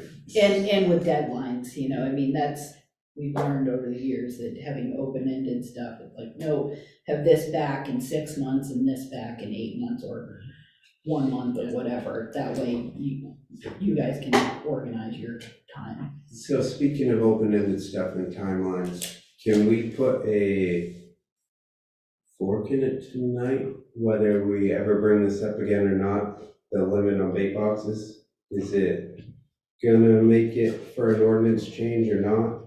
Like, Should that be part of the charge? Yeah, no, No, it- you already approved it to be in we June. have delivered it time and time again. Yeah. You approved it to be on the Yeah. June warrant, yeah, so. Oh, we had, okay. yeah, we had your language, All right. all of that stuff, so. So it's done, That's, we yeah, can, yeah, we can wax that, it's going to vote. yeah. All right, thank you. Years. I know. I'd like to have some more information. Let's open that back up. No, we can't now. We Yeah. literally can't. No, It's too late. Perfect. It's never too late, but. Because Well, it might be my fault for not watching the meetings or whatnot, but I don't get any follow-up on it, whether it's passed or failed or anything. I mean, ultimately, it's gonna be up to the voters at this point, but. Well, but up until tonight, it had always died here. So we had put in nights and nights of work on Yeah, I it think- with no results. Yeah, I think, Well, yeah, no, I think that's on us. We should have got back to you guys with that information. Say, this is done. Perfect. Or at least No, somebody it's- should check off, man. and One done. also this workshop's sort of a little long time coming too. I certainly would have preferred having this sooner, but yeah, stuff happens. So I was hoping to wrap up by 8, but I just want to make sure that we're not leaving. David, is there? The only thing, that Matt put on there that I desperately tried to take off but didn't was you needed another meeting. So in case he watches this when he comes back to work, I'll put up his next meeting date slide. And I don't know if that's necessary, if the board's gonna draft some sort of charge and Yeah. he knows what they're gonna be doing, so. I mean, what do you guys think? I mean, I feel like really the next time would be, you know, we draft a successful charge that's clear for you guys. Then it'll be you coming back to it, much like what you did with the vape boxes, you know, and this is the hard thing, is that these things take so long. I mean, just having this meeting alone has been like my entire select board career to get to this point. Right. So, Yeah. do you think we need to have a follow-up workshop until we actually get some of these balls rolling? Or just a progress report, you guys fill us in on Well, I think you'd, Done with the- you with the could charge. ask for that in your, whatever charge you Yeah, right. develop. Right, Right. If it looks like it's something that can wait to be reported out in its entirety, or something that needs progress updates. Right, yeah, I'm thinking if that language is in the charge. Yeah. Then it's scheduled. right. Yeah. Yeah, let's keep it doable. Yeah, And I was assuming that this charge we were talking about was gonna be an agenda item in our next meeting, right, February 5th? So we would be 12. giving you something. 12. 12, right. So we would be, Then what's your timeline to set charge with food? I think that's why the month of March is up there. No, that was Oh, no. in case you No. needed another meeting, not to let things linger, but No, I would certainly welcome your input on, I know I'm gone for February, so. yeah, the realistic thing is the June deadline's sailed. Yeah. I mean, you could cram something on now, but you I'd press.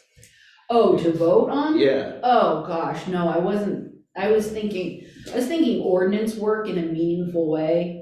And I hear you when you say specific parts of the ordinance, but I've been reading through this over and over and over again. And I do think that the whole thing needs to be reviewed. Certainly, entire sections can be like, this is totally fine, but there's other parts of it that it's like, why do we have this? This isn't clear enough. This doesn't have enough tooth. And so it bears going through, but I mean, in my mind, that's a year. That's a long term. In terms of the coastal resiliency, shoreland, reclamation, that to me seems like a more timely, just with all the conversations and the storms we've been having. If there's funding that's gonna start, assuming, has FEMA designated a disaster yet, or are they still out to, yeah, So my push with that was, that is your instant parking spots that we're missing right now. Like, if it's possible for somebody to move forward with the permitting to backfill that tomorrow, I would think the town would wanna expedite this for this coming voting season, because we did lose three, we lost a quarter of the parking spots for the harbor users last year. yeah, And we could gain back 3 spots? Yeah. 4? Yeah. There and by not pushing it off to us, but we don't have anything to bring to it other than saying like, it's gone. right, Like, I almost think it needs to be, whether it goes to the town attorney or if it's something Matt can do, I don't know. I think we could make some inquiries. Yeah. For that. Well, so Dave, you could make some inquiries, but, I'm sorry, what is that gonna do to your list, the bill list? yeah. What do you make these- It makes Matt's list longer and my list shorter. Okay. Matt, thank you. Okay, so we have 2 lists going, Oh, and, that's many lists. Matt's is a sub right, of, Matt's sub list, so but his plates get starting to fill up. Right? Oh, yeah. Yeah, But maybe it's already tied in with I didn't notice the ramp has some erosion, that you said, you Well, didn't know if it's DOT or us. or- Oh, that's at The vehicle ramp? That's Right. not the boat launching ramp, that's, No, but the vehicle ramp has, Vehicle ramp for the, that spot right in there, yeah. the ferry that way towards you. So we already have to do something with that, so maybe it's something that works You can at least ask the question. in conjunction. Yeah. Rather than pushing the ball down the road, we're not moving it forward by asking us to show up with some Google photos of, yeah. 10 years ago. Right there.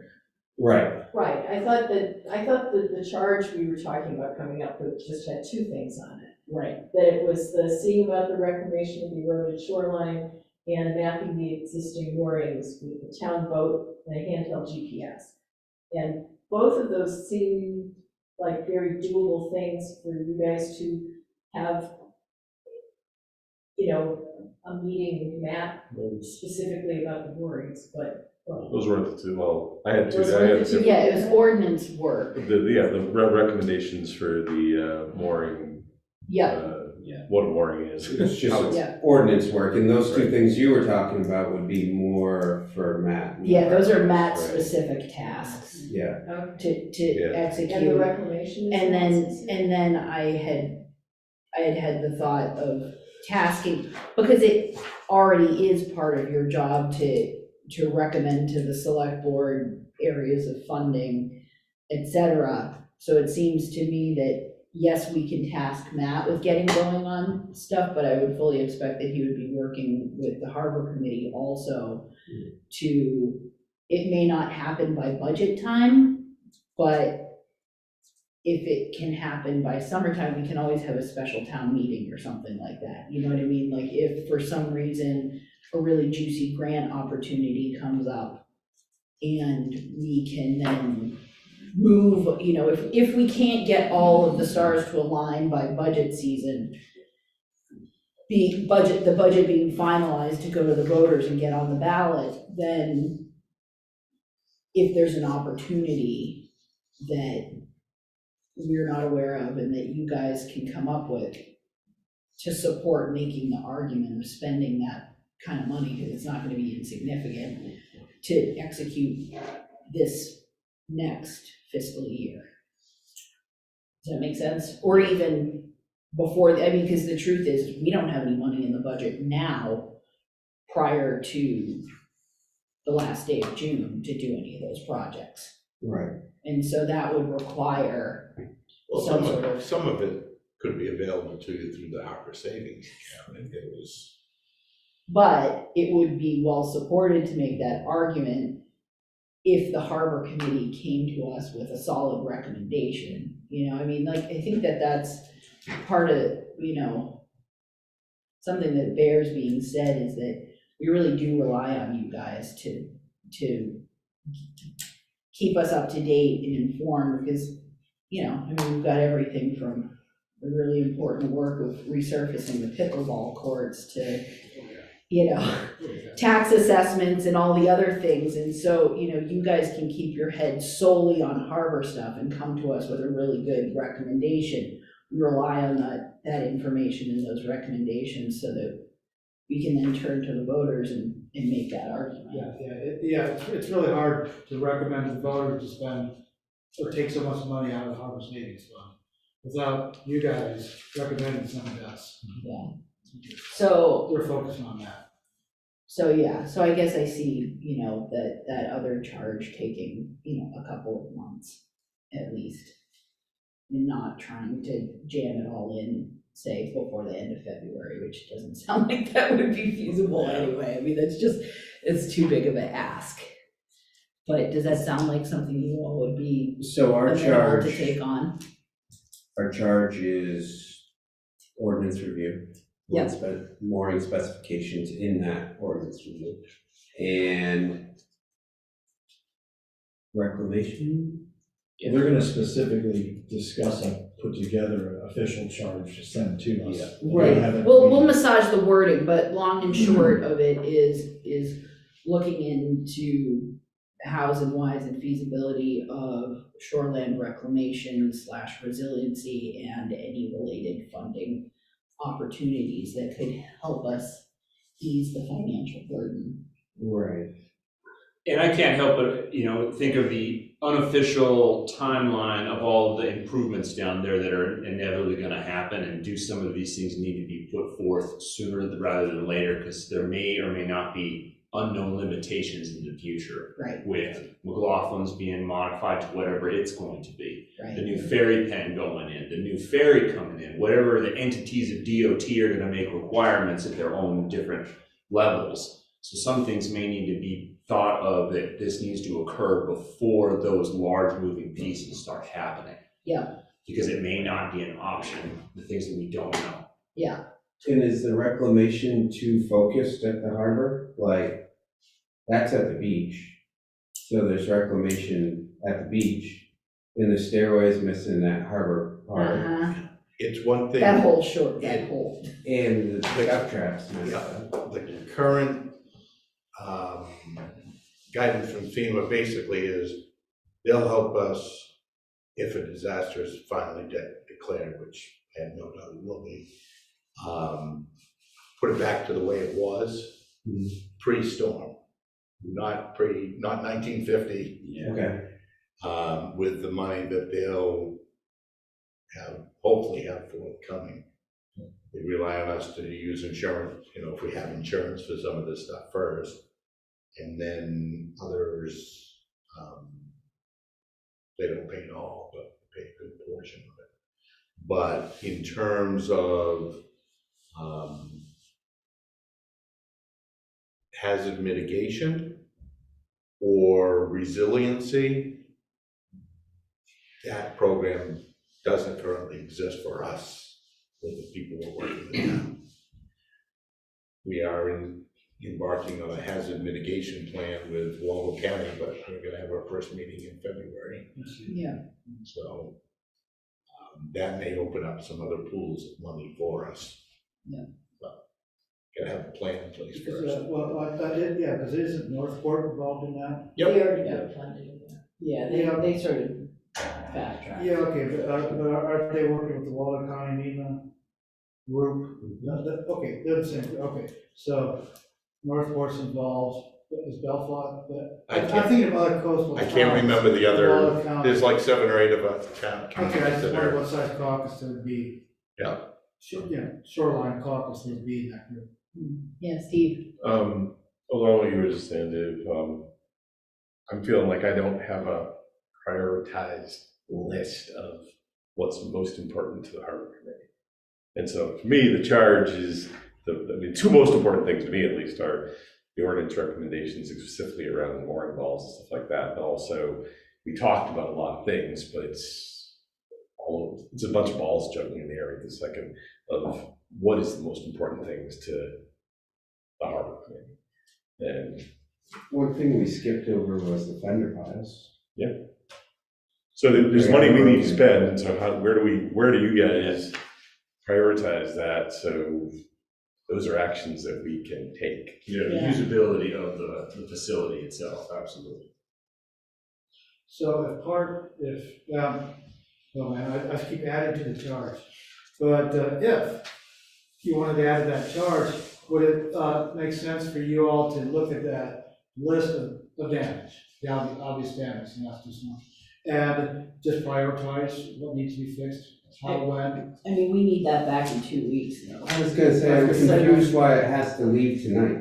Like, the fender piles need to be fixed. Yeah, I mean, we we've, just- I think we've some of got that- a list. Some of that stuff it's more of longer term stuff that you get, some of it we talked about tonight. Yeah, Not so much the damage items, but what is the most important? Technically, that is in their standing, I mean, it's in the Correct. ordinance that they should be making those recommendations to us, but I think it bears repeating to my point of us relying on you helping drive these conversations a little bit more than us driving them is having these conversations hopefully earlier so that we can get all the pieces lined. I mean, it all comes back to budget seasons. Like, if we can't get these projects funded, then we can't do anything about it. Or, you know, if it does require a town vote, you know, we've got deadlines of walking back from June and then walking back from the November vote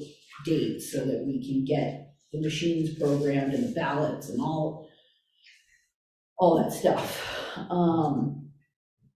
so, But certainly if you have items that you're aware of, which I know you are aware of, a number of them, filter them through the matter I and add them to the harbor list. so like an example of the fender piles, I'm trying to get to, we talk something through tonight like this, and we move forward with it. Like, we know reclamation's an issue. If we kick the ball down the road and what we could bring to it is only several photos of what the beach used to be to what it is now.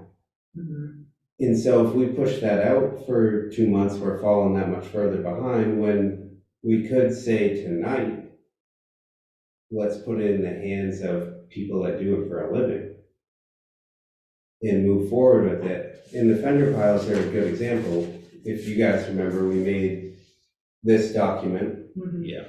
and Pinnacle Engineering actually laid out the timeline, and the fender piles were due to be replaced in '22. It's right here. Right. And so we can make the recommendations, which we already have.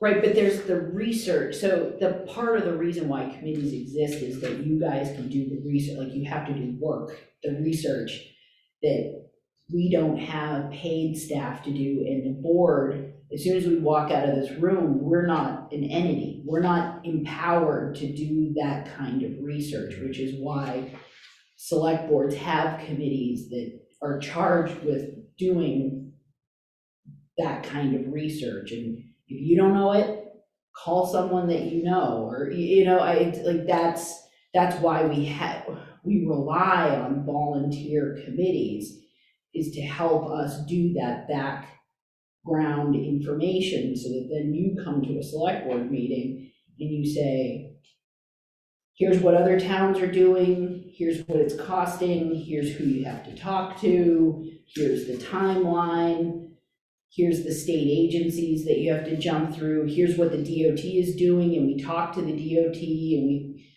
potentially have an opportunity to work with them on this, but we don't have the ability to do that during a select board meeting, and we can't do it outside of the select board meeting, and we're reluctant to add to David's list, because he's already 4 years behind. And then how much can we ask Matt to do? So I know it's not an answer, but we need you to do the work.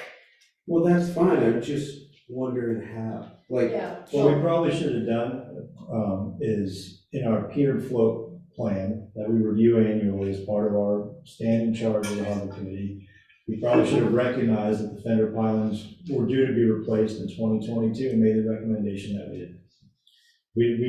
We didn't dig that In deep into. 2021, I mean, that's the So we problem. hadn't done that, but that should be something that we do as part of our review each year, and maybe be a little more thorough of some things that are on a schedule that get lost in a pile of papers, and not just rely on the fact that we put it out there once and that it will just happen.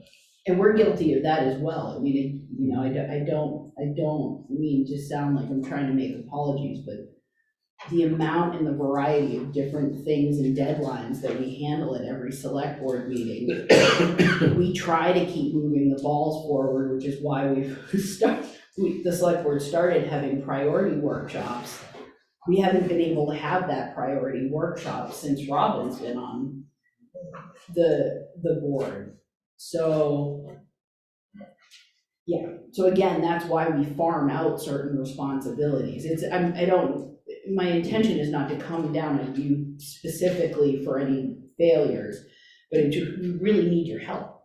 It's really what it comes down to. Fortunately, oh, you're the boss, keep going. No, I just wanted to say, to your point, because I think what you're saying is, we wonder where to get that information, like on the resiliency and all this stuff, but the Mid-Coast Council of Governments is a great resource that might certainly help you. I got an exclamation point by myself. Yes. Which says, look to the Mid-Coast, if I can read my notes.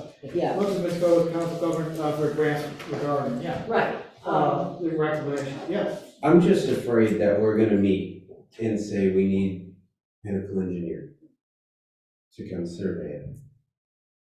Why are you afraid of that? I'm not following. Well, I'm afraid of the time that it takes, because we've lost so much of the beach, lost the parking spots and everything, where it seems like it's this is just me, I'm not speaking for them.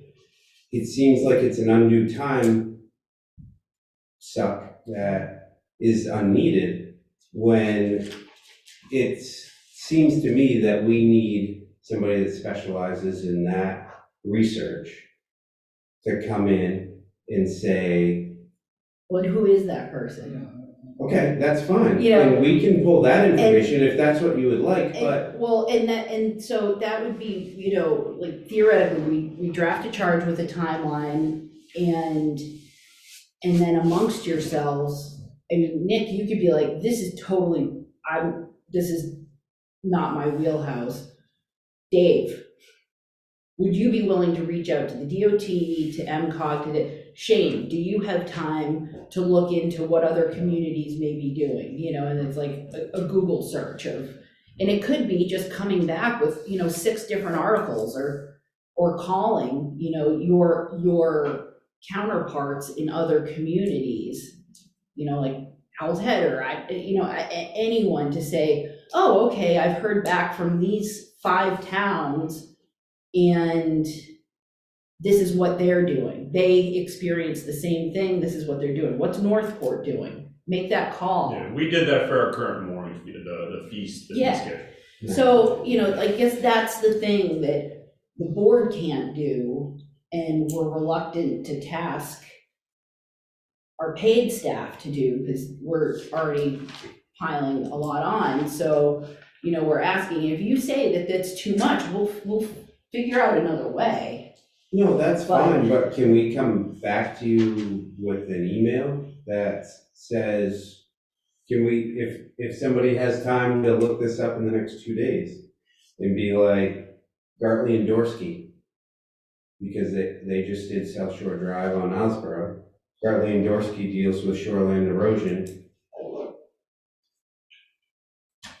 Can you move forward with Gartley and Dorsey? Yeah, but then the thing is, when we move forward, we have to do it in public and then as an agenda item, right? That's the entire. And there's gonna be dollar figures attached to that, and then how do we pay for that? So Okay. those are the structures, is like, here's the idea, here's the potential solutions, here's how much they're gonna cost. This is great. And that's the structure that would help us, so that when we have an agenda 22 items long, and that's one of them, and we need to be able to take, your 3 weeks of research and distill it down into like a conversation that we can hopefully act on and then get the ball rolling. I just need to, I have someplace else I have to be by 8:45. You better get going. I need to leave. Okay, drive safely.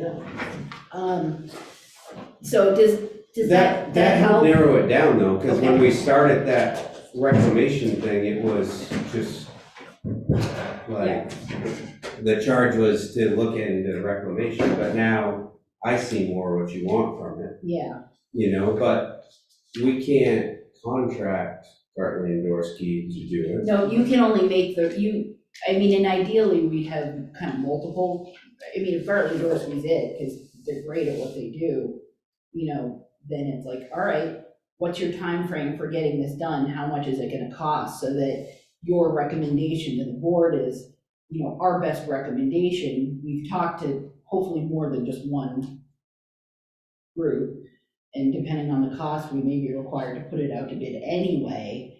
But your highest and best recommendation, based on the research that you've done, is that this engineering firm can get it done within the next 3 weeks for this amount of dollars.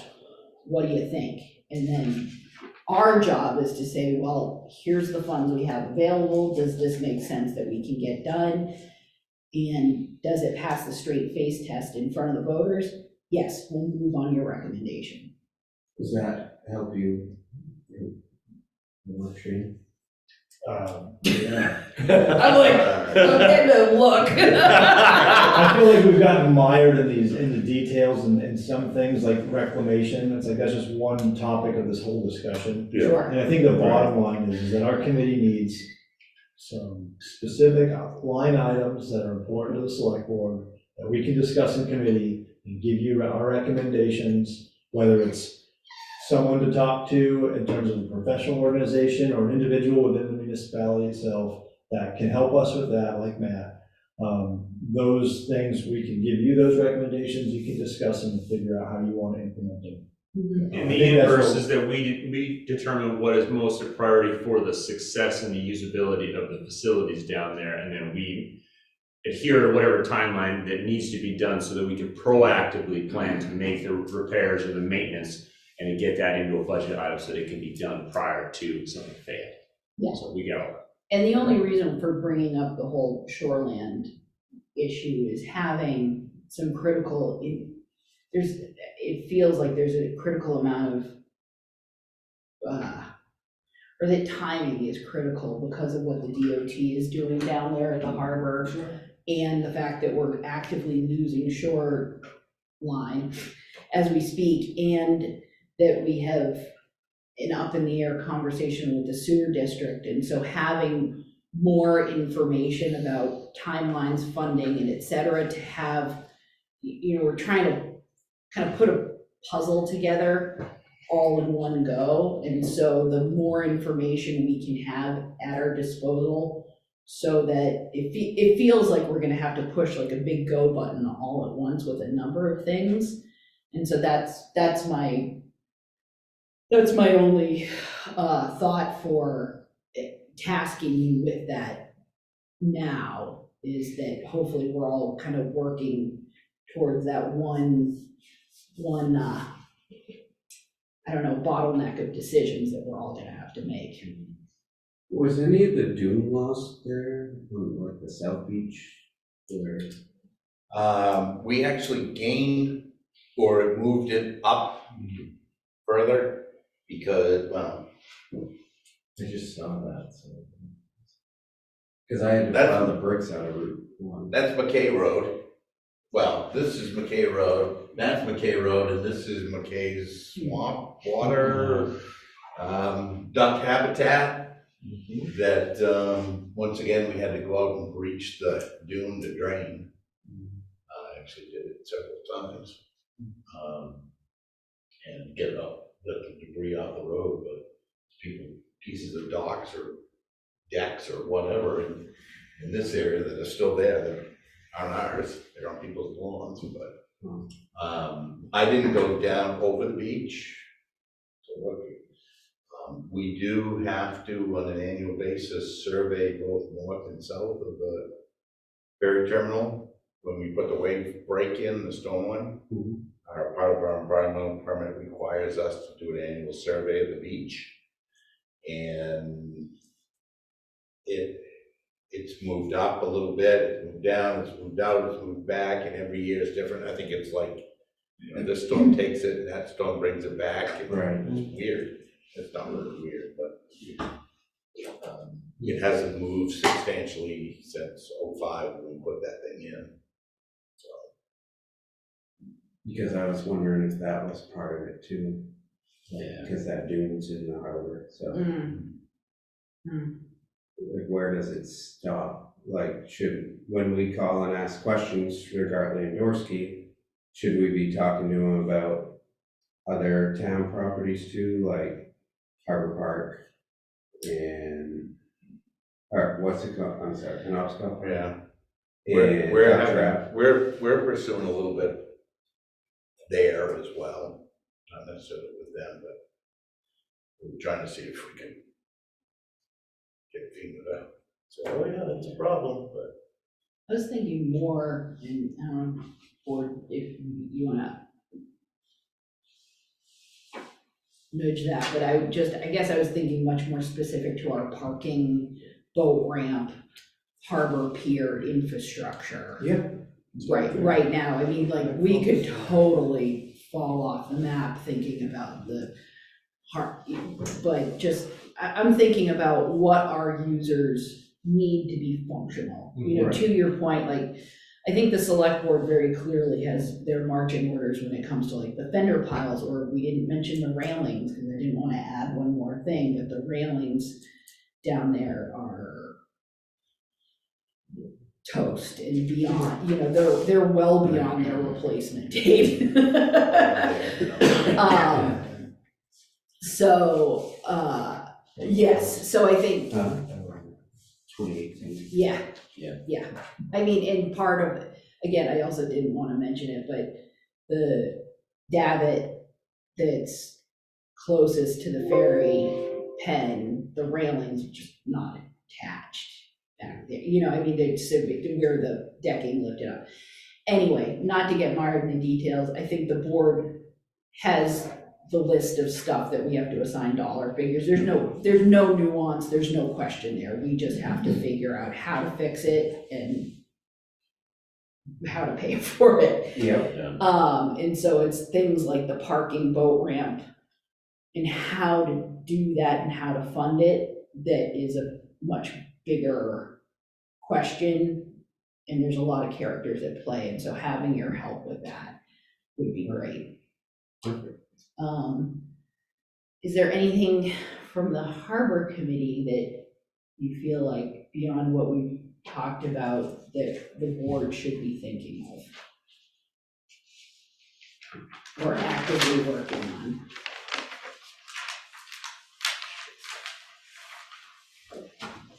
We did do an updated pier float usage plan, and I noticed the other day in the file that it wasn't changed out here, so we may wanna do that, but that doesn't really have to do with you.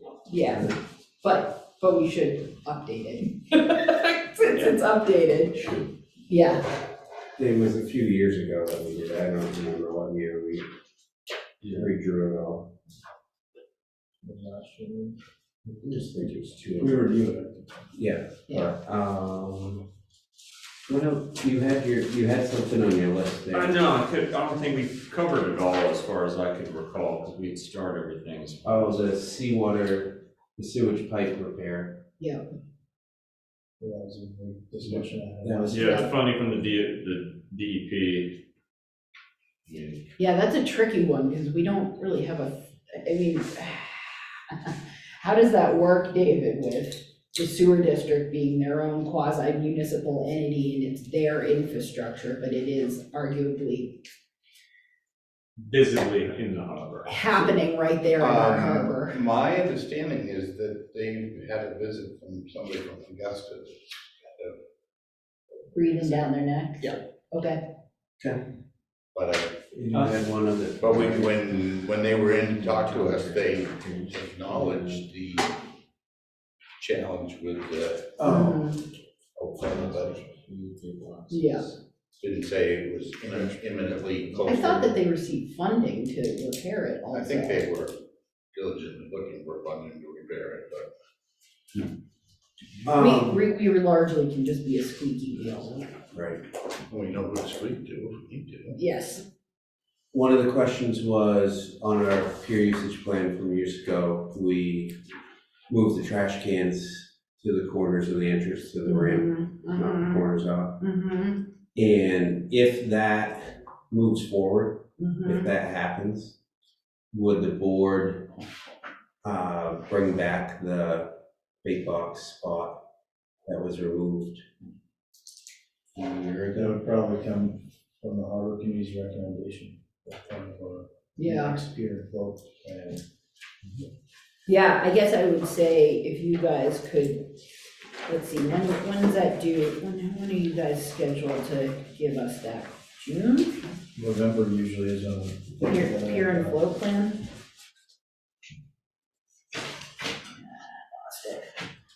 I thought we already did it just the other night when we met. Yeah, it might be like before January, we have to do the pier and float plan and recommendations for the fee schedule. So we usually try to do those both at the same time, at the same meeting. We've had the fee schedule in front of us. I think we- Yeah, it's by July 1st, that the Board of Selectmen are to review and approve the pier and float usage plan. So, first Friday in June, the Lincolnville, first Friday in June, the float plan shall be updated and submitted to the Board of Selectmen by the harbor master. So, Yeah, So- the gantry, So we've talked about the gantry in the past. that was on the presentation. It was on the Yes. presentation.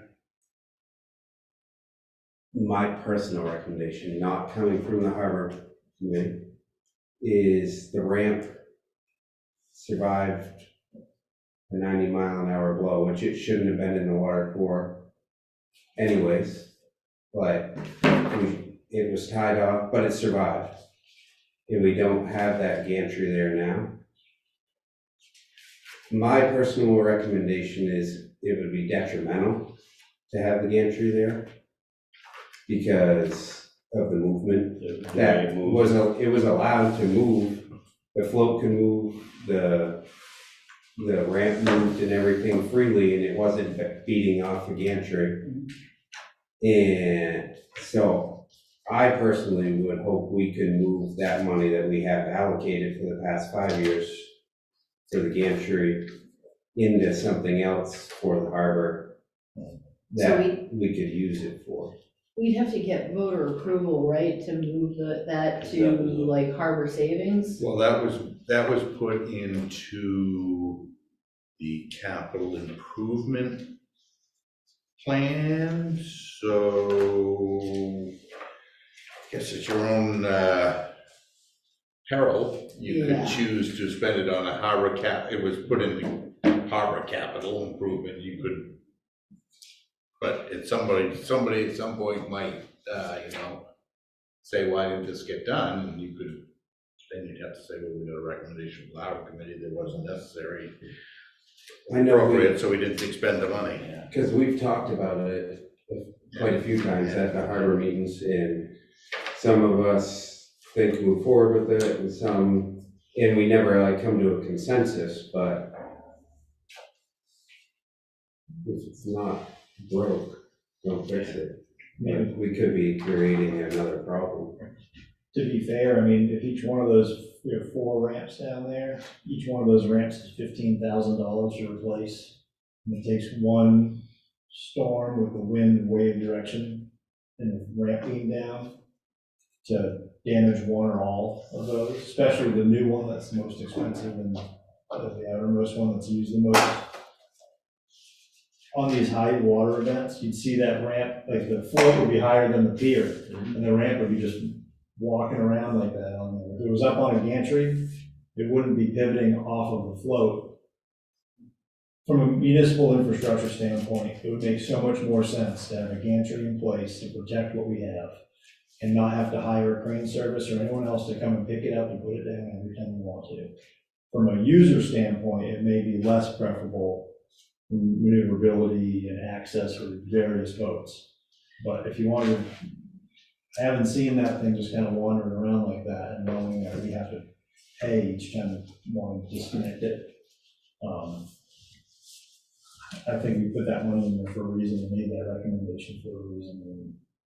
Personally, I don't work down there, Nick does, but I look at the infrastructure value and the replacement cost of what's there. And a crane service is expensive, and you can't, I mean, like, David just couldn't get Like if that one was just a little up for different, that storm. we would maybe have you digging a ramp out of the harbor and rebuilding it. David, isn't the harbor committee going to be making a recommendation formally to the board of selectmen for budget time, or no?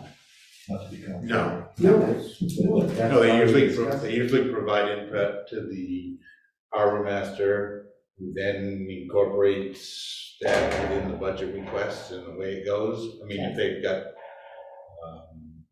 we have certain capital item, I mean, they're welcome to make a request, but usually we get together and hammer it out. I mean, it seems like it doesn't necessarily need to be something that, seems like something that you guys need. I mean, we have the money, so technically we've been tasked with spending that money on that item.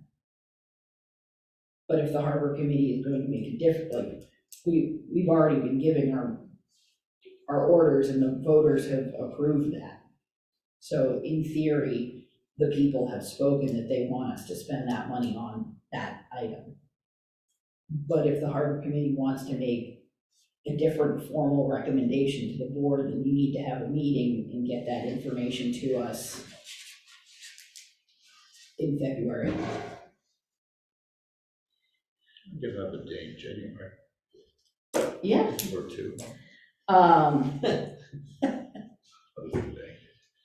Yeah, so regarding your question about the pier and float use plan, it sounds like you've made recommendations, time has gone by. Clearly, we have to make upgrades and changes to that infrastructure.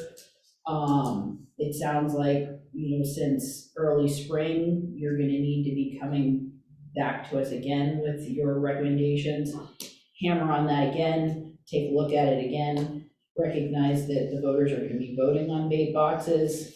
So that's gonna be presumably adopted by the voters or not. Yeah. So reiterating items that the board needs to move on, in terms of reorganizing things down there at the pier would be good. David, anything else? I'm talked out. Okay, board, anything else? I'm talking. I feel like we've hammered this thing. I mean, and again, I really appreciate the candid conversation. I think we covered a lot of ground, and I think this will be really helpful for us to moving forward. So look for a charge from us. And we appreciate your help in advance, and I know I'm gonna hear about it when I get home. So if there's nothing further, does someone wanna make a motion? Move to adjourn. Seconded, any discussion? Seeing none, all those in favor? Thank you very much. Bye, Brian. If you're Bye, still with